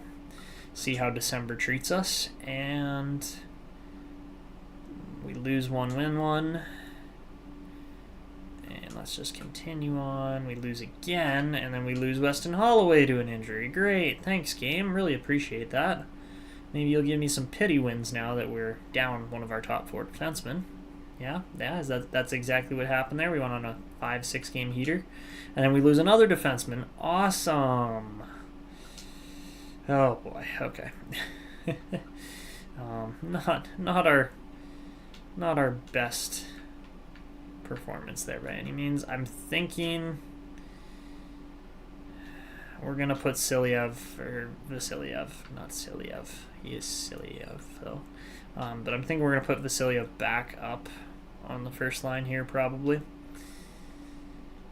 Just based on the scoring numbers and everything, they are starting to dip a little bit, which is not what we wanted to see, but they are. So yeah, let's put Rogers back in here. And at least our goaltending's doing well. 9-14 is absolutely crazy from Modine. That's more what we were kind of expecting from him. Then we lose in a shootout to the Panthers. Jeez. Move around the players. Yeah, okay, let's do that. I mean, we're 26-9-2. It's a really good record. 54 points is second in the league, only to the St. Louis Blues are somehow 33-3, which is an insanely good record. But yeah, let's make a few moves here. So Mears just isn't scoring quite as well as he was, so we're gonna move him down to the third line for now. And then we'll rip Healy. Let's see, Strudwick's kind of struggled as well, only 15 points, whereas Mears has got 21 at least. But we're gonna rip Mears, Timonen, and Healy. Maybe Sogas. No, we'll leave it like that. So yeah, that's going to be the lineup for this next stretch of the season. Obviously, we're injured with Holloway, so once he comes back, then the defense just immediately improves. Oh, actually, you know what? Let's roll those lines for now. I like that. I really like that. So yeah, that's how we'll keep the lineup for now until Holloway's back as far as defensive-sidedness goes. And let's go check the progress reports here quickly. So lots of changes, lots of growth, lots of things going on with our players here, at least. But any real growth down here? Not really. Muller's up to an 80 overall, so that's pretty solid. And, okay, Smith-Pelly's up to a 73. That's pretty good. John Chucko is up to a 64. And that's about it as of right now. How old is he? How old is who? Oh, Captain Canada, sorry. Just missed the one before. But he's 25 now, I believe. He's 25 going on 26 here. So yeah, he's got 2 assists in 36 games so far. He's cruising with no points. And yeah. So as we continue on here, we got another, how many days? 13, 14 days, somewhere in there. So yeah, we're going up to the middle of January now. And as this sim continues, we lose one, win one. We lose Michel Bernier. And we lose Misa. Oh, man. Michael Misa just can't stay healthy. It's brutal, because he'd probably be doing way better. He's a depth guy at best, exactly. But we were putting him up the lineup because we needed some kind of shuffle ability there, so that's why we're gonna swap everything back down. And I know the chemistry gets a little worse, but the overall ratings get better, so that's why we do that. And Sanchez is won 5 out of 12. Meanwhile, Modine's won 25 of 33. So quality difference in goaltending, I would say so. All right, so we're running Kyler Hewson on the top line right now, which kind of works, kind of doesn't. And all right, we're up to the next scouting date. We're 31, 11, and 2. Ethan Belchetz is 27 and 27 through 44 games for 54 points, leading the team by a solid 6 points compared to Sven Hedberg, who's also over a point per game. But yeah, Belchetz is just having a year right now, which we like to see. 42 and 44 for DuPont is quite a solid number. He's probably on pace for about a 74, 75 point season, somewhere in there. And then just very balanced scoring overall throughout these first few games, or first half of the season, really. You like to see it. Lots of guys on decent paces, but also nothing crazy. Versus a couple guys like, where's Tuzolino? Yeah, Tuzolino's having a heck of a year. He's really having that contract year that we were saying he just hasn't really had yet. And yeah, we'll see how the rest of that goes. Obviously, Modine got paid, so he's playing extremely well. And I like where we're going. He's giving the motivational speech in the locker room. Yeah, you're probably right. Okay. And as far as overall league standings go, those stats were not worth $7 million. Yes, exactly. But yeah, we're second only to the St. Louis Blues, who somehow have almost 10 points more than... Or no, they have 11 points more than us with one less game played. That's insane. 87.2%. I mean, they just won the cup, so it's not really surprising, but holy moly, their stats are insane. Simple as that. They're just insane. All right. So, the only other thing we're going to do here quickly is I'm just going to take a good peek at the draft here. Man, oh man, look at the gems at the top. That's crazy. And nobody really has any potential yet, but we'll see. Wait and see, of course. So yeah, let's do some more scouting. Whoop-de-doo. I am interested to see if anybody's contract asking prices have dropped here before we do the scouting. Healy's dropped ever so slightly, so we will probably extend him. Versus Tuzolino's gone up because he's playing at over a point per game. And Levshinov's, honestly, I think it went down. Went down a little bit from where he was asking for those 5 years before. So let's extend Levy because he's still a top 4 guy.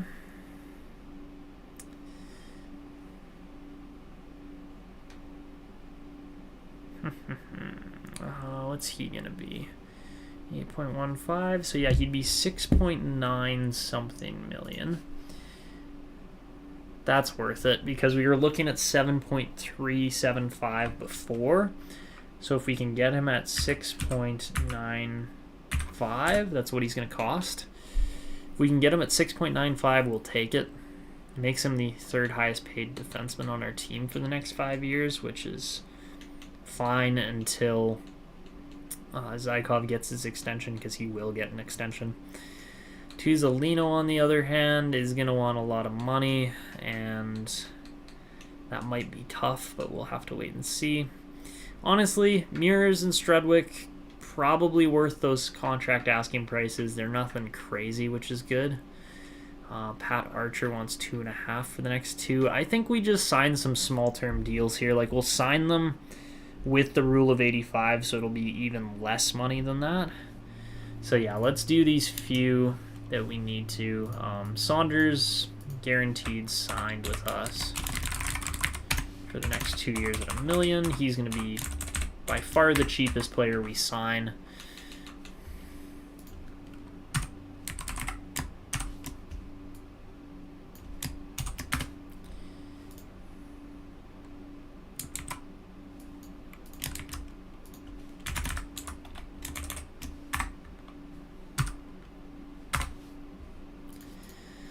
Okay, so, yeah, we're just going to do these now because I'm not going to wait. DuPont is exact franchise now, which is an awesome potential. That's what we wanted to see from him. Apart from that, I think Healy did go down a little bit. Yeah, he definitely did go down. So we could sign him for the next 5 years, which would put him at 6.4. Yeah, let's do that. So sign Healy for 5 years at 6.425. That's a very reasonable contract for a veteran depth guy. Sorry, 6.425. Yeah. Okay, so those are great contract prices. The only guy... Whoa, what just happened there? Have I been playing the whole time with no face cam? Sorry, guys. I think I was. My apologies. But yeah, I'm pretty sure... Okay, sorry. I don't know why I went off face cam there. That was completely my bad. Anyways, back to the... Okay, so we're going to do Healy for sure is signed. Levshinov for sure is signed. Tuzolino is going to be the really expensive one. And, like, you look at what we're playing with contract asking price-wise, we have $26 million. And Tuzolino is going to be a lot of that. Doesn't matter which way we sign him. The next 3 years, he's guaranteed wanting whatever. Or he's going to get whatever he wants, essentially. But asking price-wise, that would be an 8.7... or an $8.8 million contract, which is going to bring us really dicily close to us not being able to afford that anymore. And that hurts because Tuzolino was such a bargain deal for so long, and now he's trying to get paid. And the problem is, I don't know if we can afford to pay him, honestly. So, what we'll do instead is we'll look at these... We'll go Mures and we'll go Strudwick. And we'll run the rule of 85 on those guys instead, see what they want. Excuse me. And we'll likely be able to replace Tuzolino with one of those two guys. The only thing is with the kill. That's the only region where it's like, okay, that one kind of hurts. Because we can't really afford to do that. So... Strudwick for 2 years wants 3.4, which is overpriced. So we'll probably offer him a 1-year deal. And honestly, the way Strudwick's played so far, like, he hasn't been great. 21 points in 39 games. At least Mears has had 23 in 44. So I guess they're actually about on the same point total pace. Okay, so Mears wants a 2-year deal at... What's he going to cost? 3.1. So it should be a $2.65 million deal. That's not bad. Strudwick at 2.775 should be a 1-year, $2.4 million deal. And then we've got Archer and Houston as well. Archer wants 2.5, so he should be 2 years at 2.125. Exactly that.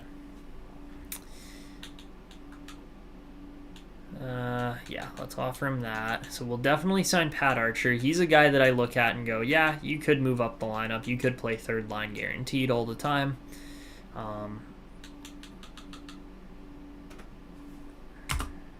Honestly, I think we have enough cap space to make all of these contracts work.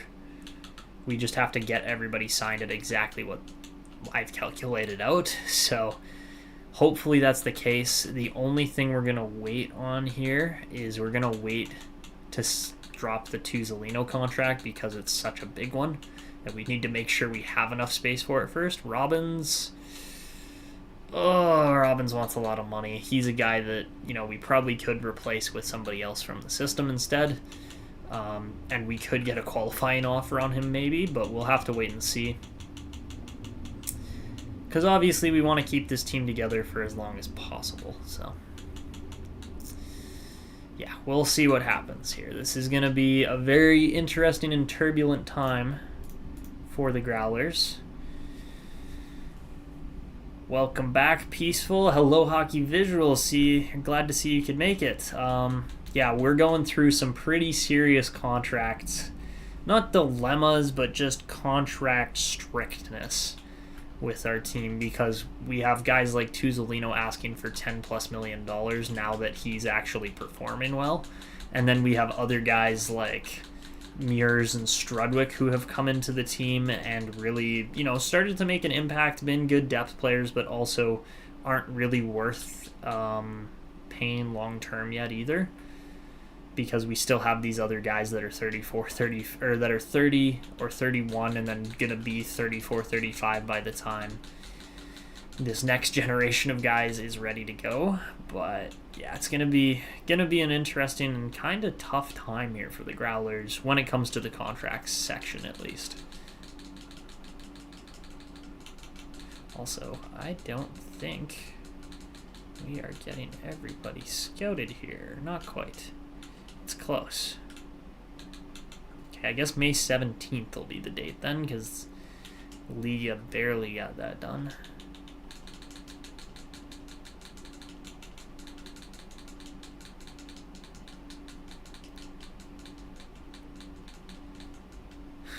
Didn't think we'd be live still. Yeah, we're still live. We're trying to get through this whole season. It has been a bit of a longer season because I have been stopping and talking, checking contracts and things like that. But yeah, of course, when we're doing the scouting as well, that takes a good extra chunk of time for sure. But now at this point, we're gonna wrap up the live here once we get to the end of the season because that just seems like a natural end point for this episode because that's just where we've been, where the team's going. Yes, Real Divinity, I always skip character assessment. It literally does nothing. It is the most useless thing. Does nothing as far as revealing your player's potential. It's literally only if you're playing a morale-heavy setup that it would really make sense to do that, so...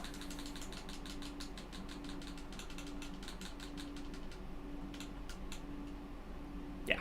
You should watch my scouting tutorial. That's all I'm going to say. You should just watch my scouting tutorial. Yes, exactly. That's exactly it, Peaceful. We're just going to save playoffs for tomorrow because, might as well start off with some heartbreak and then it can only get better from there. Or, who knows, maybe we go on a big long run and that's the majority of the live stream, right? That's kind of what I'm planning for here, so we'll see.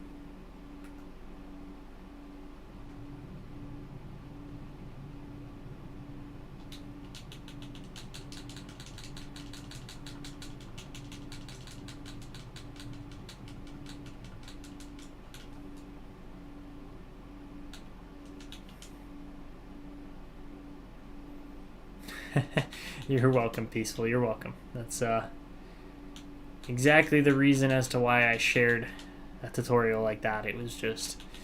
Honestly, like, next year, if they don't change the scouting system again, I'm going to make another scouting tutorial on it, but this time I'm going to make it, like, maybe a 20-minute video maximum, because then that way more people will actually watch it and click on it, and it won't be like, oh, I have to commit to, like, 55 minutes of scouting tutorial advice. No, don't, yeah.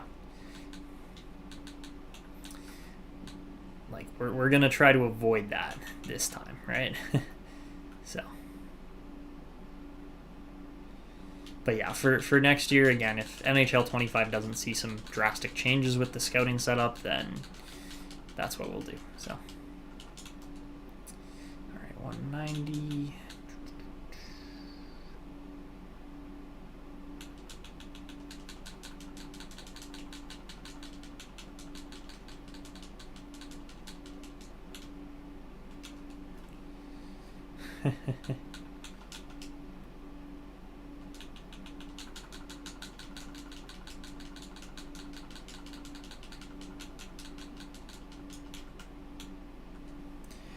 All right, May 17th seems to be the dates. We'll go up to May 18th with the scouting.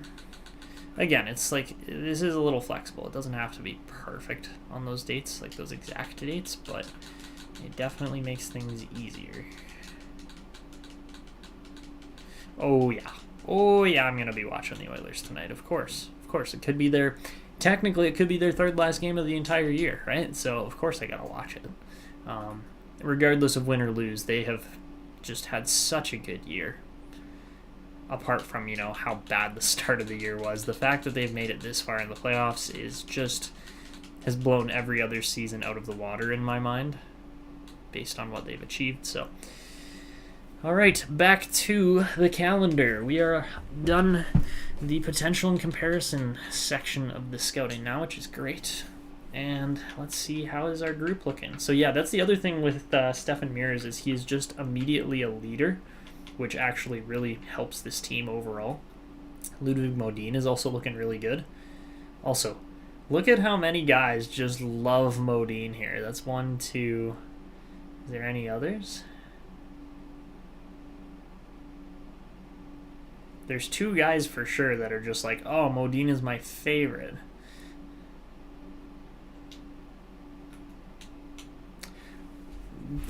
Okay, Oleg, what's going on here? Like, there's not too many guys with low locker room chemistry, but apparently Robbins and Strudwick have got something going against Vasiliev right now, so that's not ideal.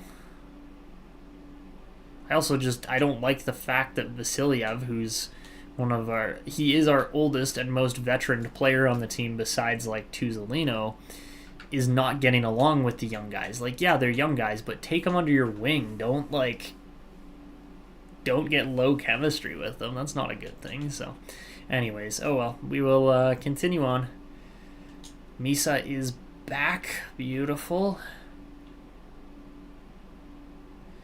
Literally sounds like any Canadian team. Yeah, you were correct on that. Okay, well, let's see if we can get things rolling a little more here.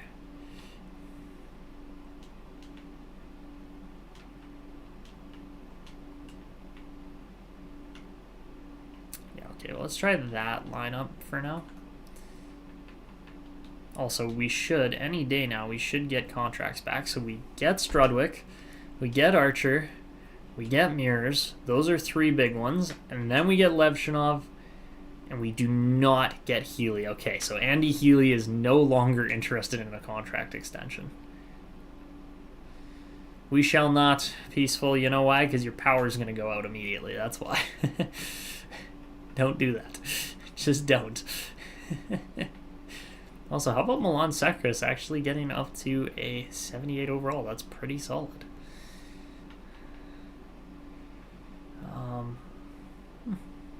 Okay. I don't very much like the fact that Andy Healy doesn't want a contract extension anymore now that we didn't even lowball him that hard. We lowballed him a little bit. He literally just did the rule of 85 there for him, and he's like, no, I don't want a contract anymore. It's like, okay then, Andy, whatever you say, buddy, but that's tough. That's tough for sure, because he's one of our longest tenured growlers here. I mean, technically he still wants it, but you know what? We might even be able to afford that. Okay. Is it because he's making... It's not even less than usual. Let's see. 6.825. That should be a $5.825 million contract. I mean, hold on. We pretty much offered him almost that much anyways before.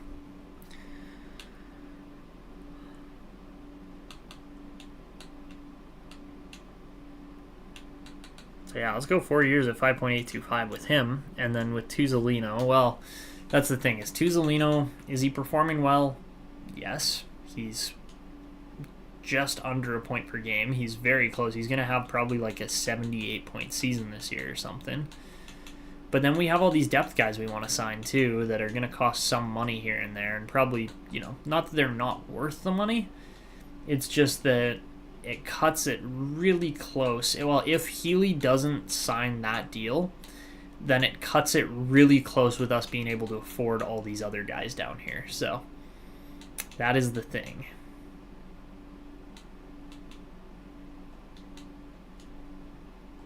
Kyler Houston could be a really nice and cheap contract for us overall.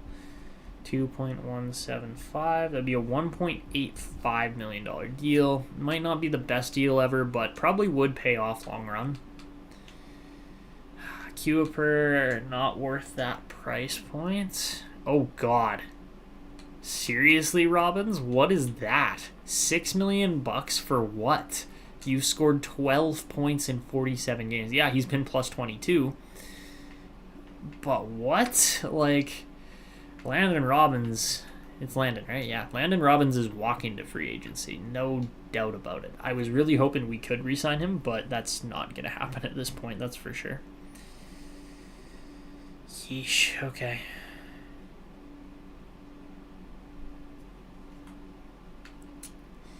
Okay, so on to the next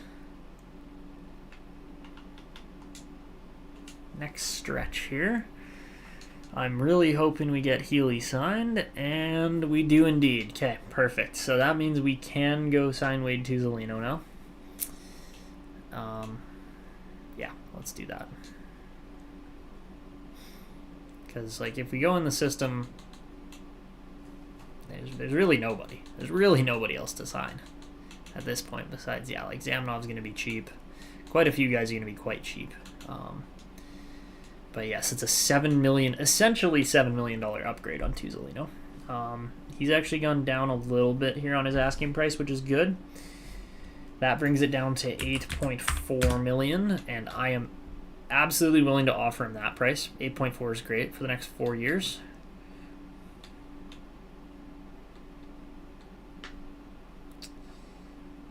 So we will do that one. And then, yeah, the next contract we have to worry about after this is Zykov for next year. Zykov, Sogas, and Strudwick. So those will be the ones coming up after this offseason, which is fine. That's exactly where we want to be. But Zykov's going to be the big one.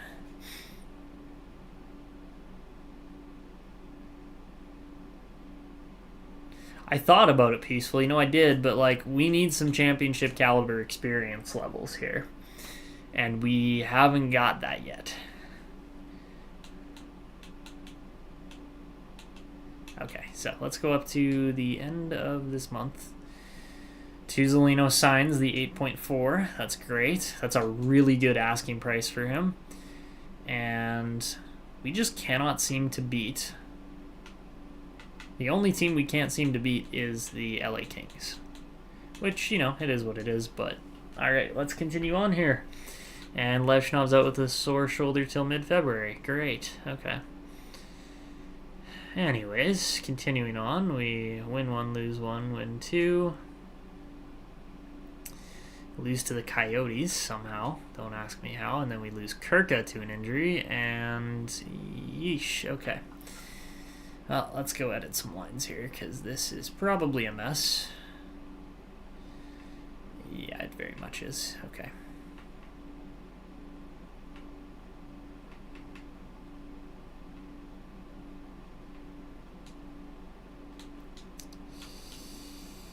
Okay. I mean, honestly, I don't mind our bottom pairing. It's just that Robbins is asking for way too much money. Like, way too much. How about 64 points for Landon DuPont this year? That is huge. He just seems to produce better offensively when he's playing alongside Weston Holloway. So I think we keep that pairing together, even if the chemistry isn't perfect. Who cares? Also, this goaltending tandem this year has been very good.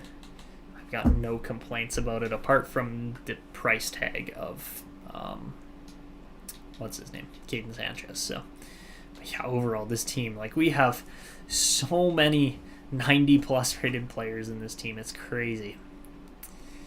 And, all right, Bernier's out with a concussion because he's a grinder, so he gets injured from time to time. And we are cooking now. Holy moly. 6-game win streak. Let's go. God, St. Louis is so good. The Blues are literally only lost 13 games all year. We've lost 17, tied with kind of the Hurricanes there, which makes sense. But yeah, let's get into March. We're not going to worry about the trade deadline. What are you guys predicting? How many blockbusters? I'm going to say one. One blockbuster. That's it for me. I don't know about you guys, but yeah, we'll see. Okay. One, yeah. Watch it be like 5 this time. We're just going to be like, what?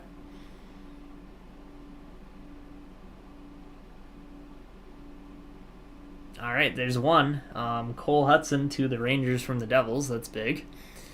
How many points does Himsa have? That's a great question. I'm going to have to check in a second. And all right, exactly one. Let's go, Real Divinity. We both nailed that one. Definitely not as many points as Belchi. That's for sure.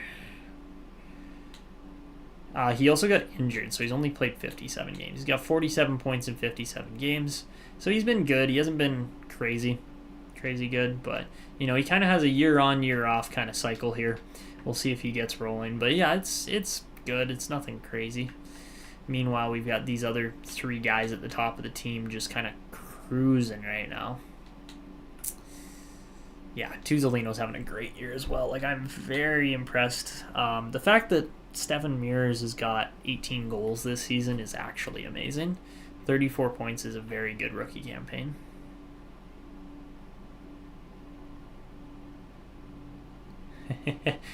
Interest is now in Misa since your legend Fanti retired. Absolutely. Fair enough. And then, yeah, the bottom group isn't really producing it. Pat Archer's got 25 points this year. That is very solid from him for the bottom line. Like, he's playing in more than the right spot, that's for sure, as far as how he's producing right now. Landon Robbins has 19 points, 10 goals. I believe so. I don't see why not. Yeah, he definitely does. So you can see our three rookies this year have all been really good. If we go to rookie goalies, Modine technically counts as a rookie goalie because I think he only played like 10 games last year or something like that. So he played 15. Okay, so that I don't know why he's still a rookie goalie. I didn't edit his X factors or anything. Like, he doesn't have X factors, so he can't possibly be a rookie goalie really. But you never know. Modine might actually win the Calder, which would be hilarious, but we'll have to wait and see. So as we get into the last full month of this season, as far as March goes, we're definitely going to save that St. Louis game, and maybe we'll pay a little bit more attention to it because the Blues are the number 1 team in the league. And all right, we're just losing games left, right, and center. That's not amazing. And there we go. Okay, we're winning now. That's a little bit better. And you know what? Let's take a peek at the draft class at this point, because now we're kind of getting into it. These guys are going to be very good in the draft this year. Ooh, hello. Ruslan Lizen. That's another guy that we can take, that's for sure. Keep an eye on Darcy Shaw. This guy for sure. Oh my goodness, Jackson Sweetland. That would be a very sweet pick, that's for sure. But yeah, 2-year ETA left wing sniper with a right-handed shot. Sign me up. Yes, please. It's funny what happens when you kind of like adjust the settings a little bit and you don't get screwed on the wheel of misfortune, right? So, honestly though, not a bad looking class this year. I really like it.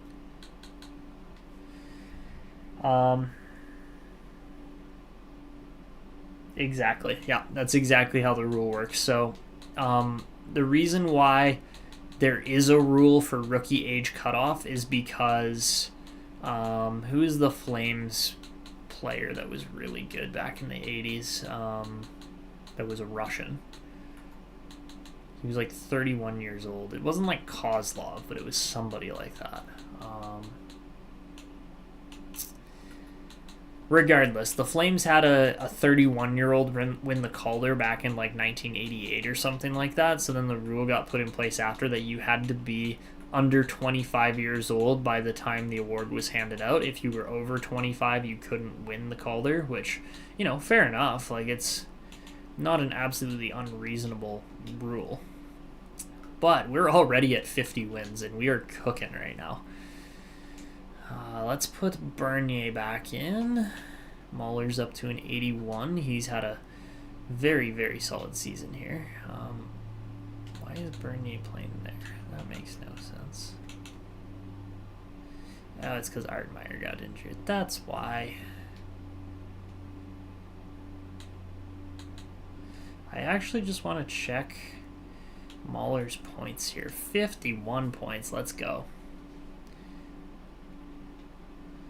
Yeah, Matthias Mahler is going to be a genuinely good player here in no time at all. It's going to be great. But yeah, we're gonna be struggling to find roster spots for guys here. It's gonna be a great problem, honestly. I messed that up. Oh, maybe I didn't. No, okay, we're good. All right, 52, 19, and 3. That's a great record to have.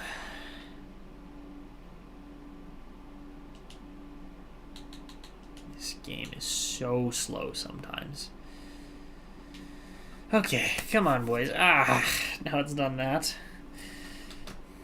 Okay, we've got 109 points. The Blues have 120. Jeez.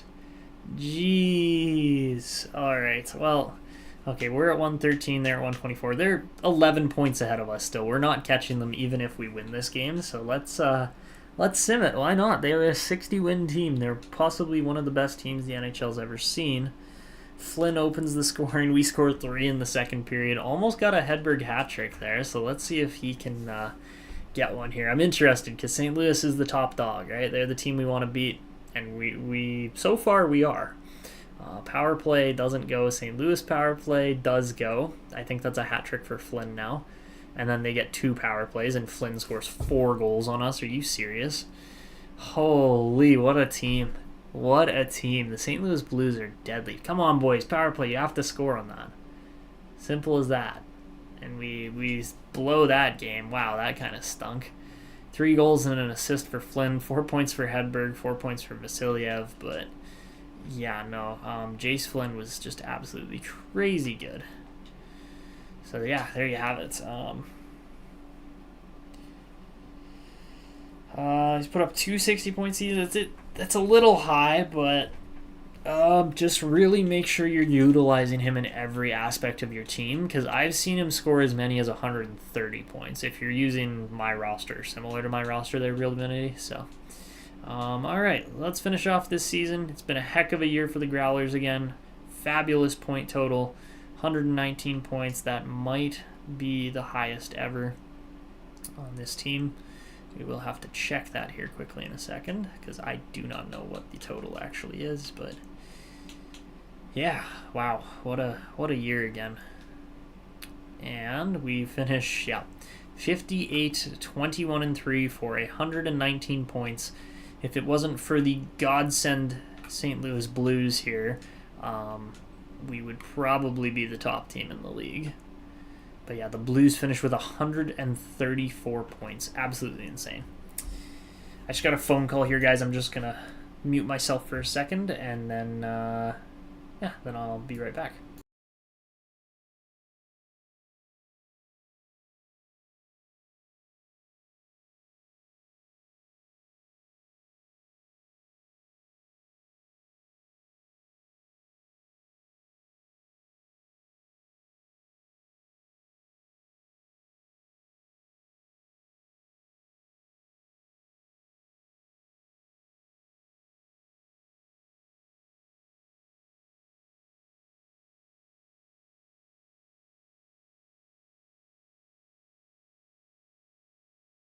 Okay, we're back. Sorry about that, guys. Just had to sort something out there nice and quick. Ooh, Ethan Belchet's very nice 50-50 season. That is very good. So, yeah, what a year it was. Very, very solid season. If we look at the draft class coming up, it's a very solid-looking draft class coming up, too, which is so nice. Ooh, Lucas Myers is an elite player in the first round. That's interesting. Maxime Beauregard would probably be a good pick, but Jackson Sweetland looks really good, too. He's a player I would very much like to take. And, yeah, we'll have to see how the rest of these guys kind of pan out, but yeah, very, very solid season overall. Very good looking draft class coming up. I'm excited for that because that means we'll actually get to pick somebody good this time. I mean, we picked a lot of good players in this last draft on this stream, but yeah, what a year it was from Newfoundland there. You can see all the stats, all the standings. We were the second best team in the league. Looks like the Jets and Bruins are tied for the worst team in the league. I don't know who gets the number one odds there, but interesting for sure.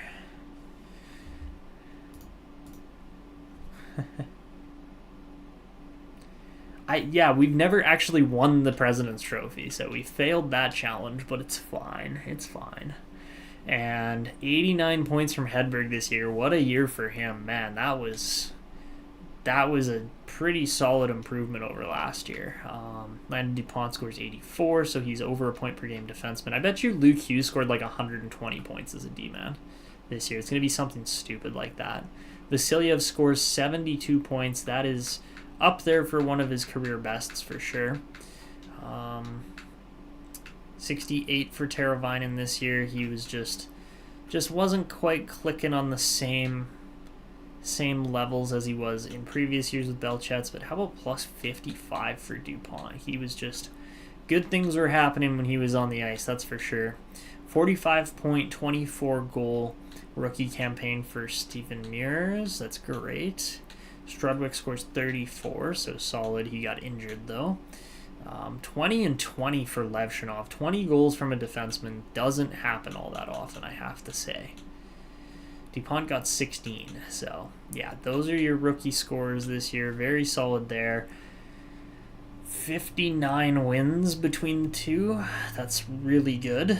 And yeah, obviously Modine was the better of the two, but still fabulous numbers. Rogers plays 81 games and scores 6 points. That is impressively low. And then there's your team. So we get, again, it's only Belchet's who's been a 100-point scorer so far. Nobody else has managed to achieve that feat besides him. If I had to predict the next guy, it would be Sven Hedberg. He's just been an absolute point production machine. And with his contract price and everything, he's living up to it for sure. The only problem is that Belchet's is going to be really expensive coming up here soon. So, yeah, that was it for the league, or for our team this year. For the entire league, Zachary Bolduc scores 118 points. But yes, very solid scoring. I knew that Boston team was going to turn out to be just insane. But yeah, Cole Eiserman scores 69 points, or 69 goals for 109 points. Nietzsche's with 105, Jace Lyon with 104. Very, very good scoring all around here. And Kyle Connor is in... Is that what I just saw? Oh, is that's in your save? Okay, gotcha. Alexis Joseph looks amazing in there as a 95 overall rated player. Mikhail Vorobyov's a very good playmaker too. He's won a lot of Selkies, I gotta say. And then Avery Joseph, also a very good scorer there. But yeah, how many 100-point guys do we have? We have 1, 2, 3, 4, 5, 6, 7 up to Chucko. 8, 9, 10, 11, 12, 13, 14. 14 100-point scorers this year. That's crazy. As far as rookies go, Amir Holmberg scores 51 goals this season, but the plus-minus might actually favor Stefan Mears, so we'll see what happens there. He might get it done. We'll have to wait and see. He did score 24 goals, which is very solid. And the Yves Grandpierre actually made it into the league there with the Oilers out of all teams. That's funny. Zarkov wins 52 games. His save percentage was nowhere near what Modine's was, but Modine had the lowest goals against average, so I get the feeling he has a good shot at the Vezina this year. We'll have to wait and see, but it's looking promising. Landon DuPont just beats out Cale Makar for the most points scored by a defenseman by literally 1 point. And he was a big difference in plus minus, obviously, but Makar was still amazingly good for the Canadiens. Lots of good defensemen in the league, though, here for sure. Luke Hughes only scored 64, which is less than I expected. But yeah, that is it for the league. The best goal scorer in the league this year was Avery Joseph. He scored 76 goals. Oh my god, I didn't actually realize he scored that many. Muirs might get it, we'll see. But 69 goals for Yzerman and Svechnikov are both insane. 53 is nowhere near the top of the list for Belchet's there. So crazy stats there. Most assists is tied between Jordan Gavin and Zachary Bolduc. Both guys are just absolutely snapping the puck around this year. So yeah, that is it there. As far as the AHL goes, Shishkinov yet again is the top guy. There's quite a few other very good scorers in there. Lots of guys on San Jose by the looks of it. And the most goals goes to Sven Halvardsson with 46. But again, a lot of the same guys in there, not really overly surprising. And we should probably go check on the Huskies as far as how well they did. But first things first, Marco Järvinen leads the team with 71 points this year. 61 points for Matthias Mahler is a great season from him. And overall, lots of 50-plus point guys there. You love to see that. Very solid there on the scoring front at least. And then as far as the overall forwards go, you can see all the guys' stats in there. For our defenders, Millman scored 46, which was the most, which, you know, makes sense. He's smaller, but he really has that point production ability. Very solid there. And then Saunders wins 43 games. That's absolutely insane. So I'm counting out 58 wins for our team this year. 61 points for Mahler might be one of the best in the league, for rookies at least. And Delorier ties with Mahler, but I think Mahler might get it still based on plus minus. We'll have to wait and see. And the best goalie was actually Kalinin. Interesting. Vegas pick, but ended up in Nashville's system. And yeah, Saunders, we know Saunders is good.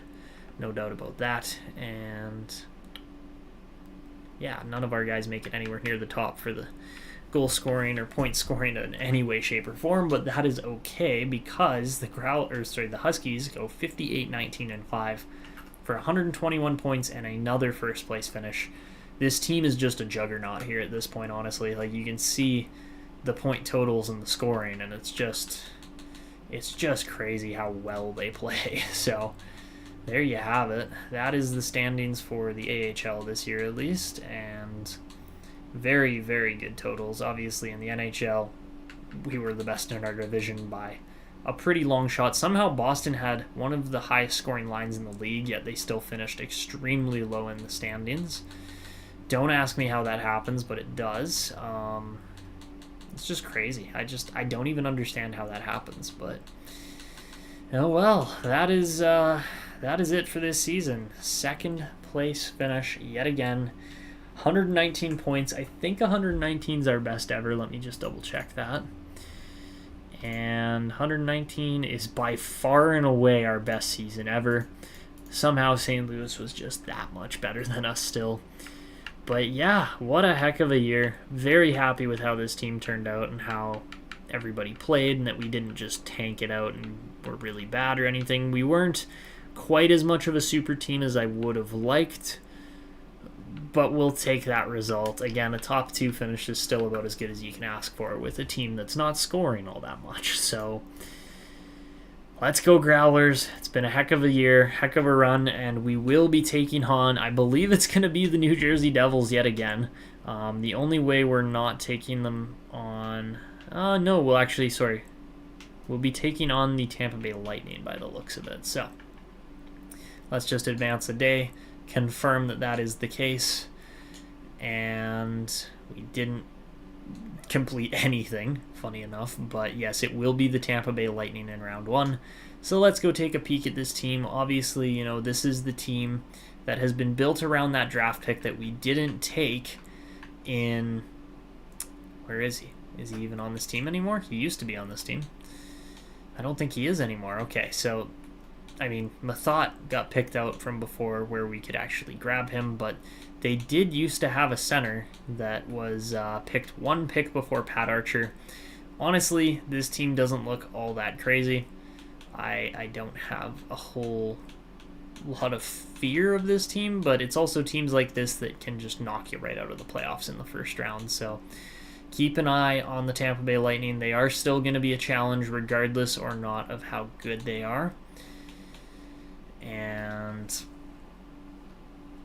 yeah, it's gonna be an interesting playoffs coming up here, guys. But yeah, that is pretty much where we're gonna wrap up this episode and live stream at this point. It's been a heck of a year for the Growlers yet again. We know what this team is capable of. Now it's just a matter of, can they execute in the postseason? That's literally gonna be what it comes down to for how well or how successful we view this year as a whole. So that is it for this one. I hope you guys enjoyed. If you did enjoy this one, make sure to go down below, show your support with a like, subscription, and notification bell. And of course, if you are looking for stream times, make sure to check my community tab. I will always be posting in there as to when I am going to be streaming. But that is it for me. This is Etanio signing out, and until next time.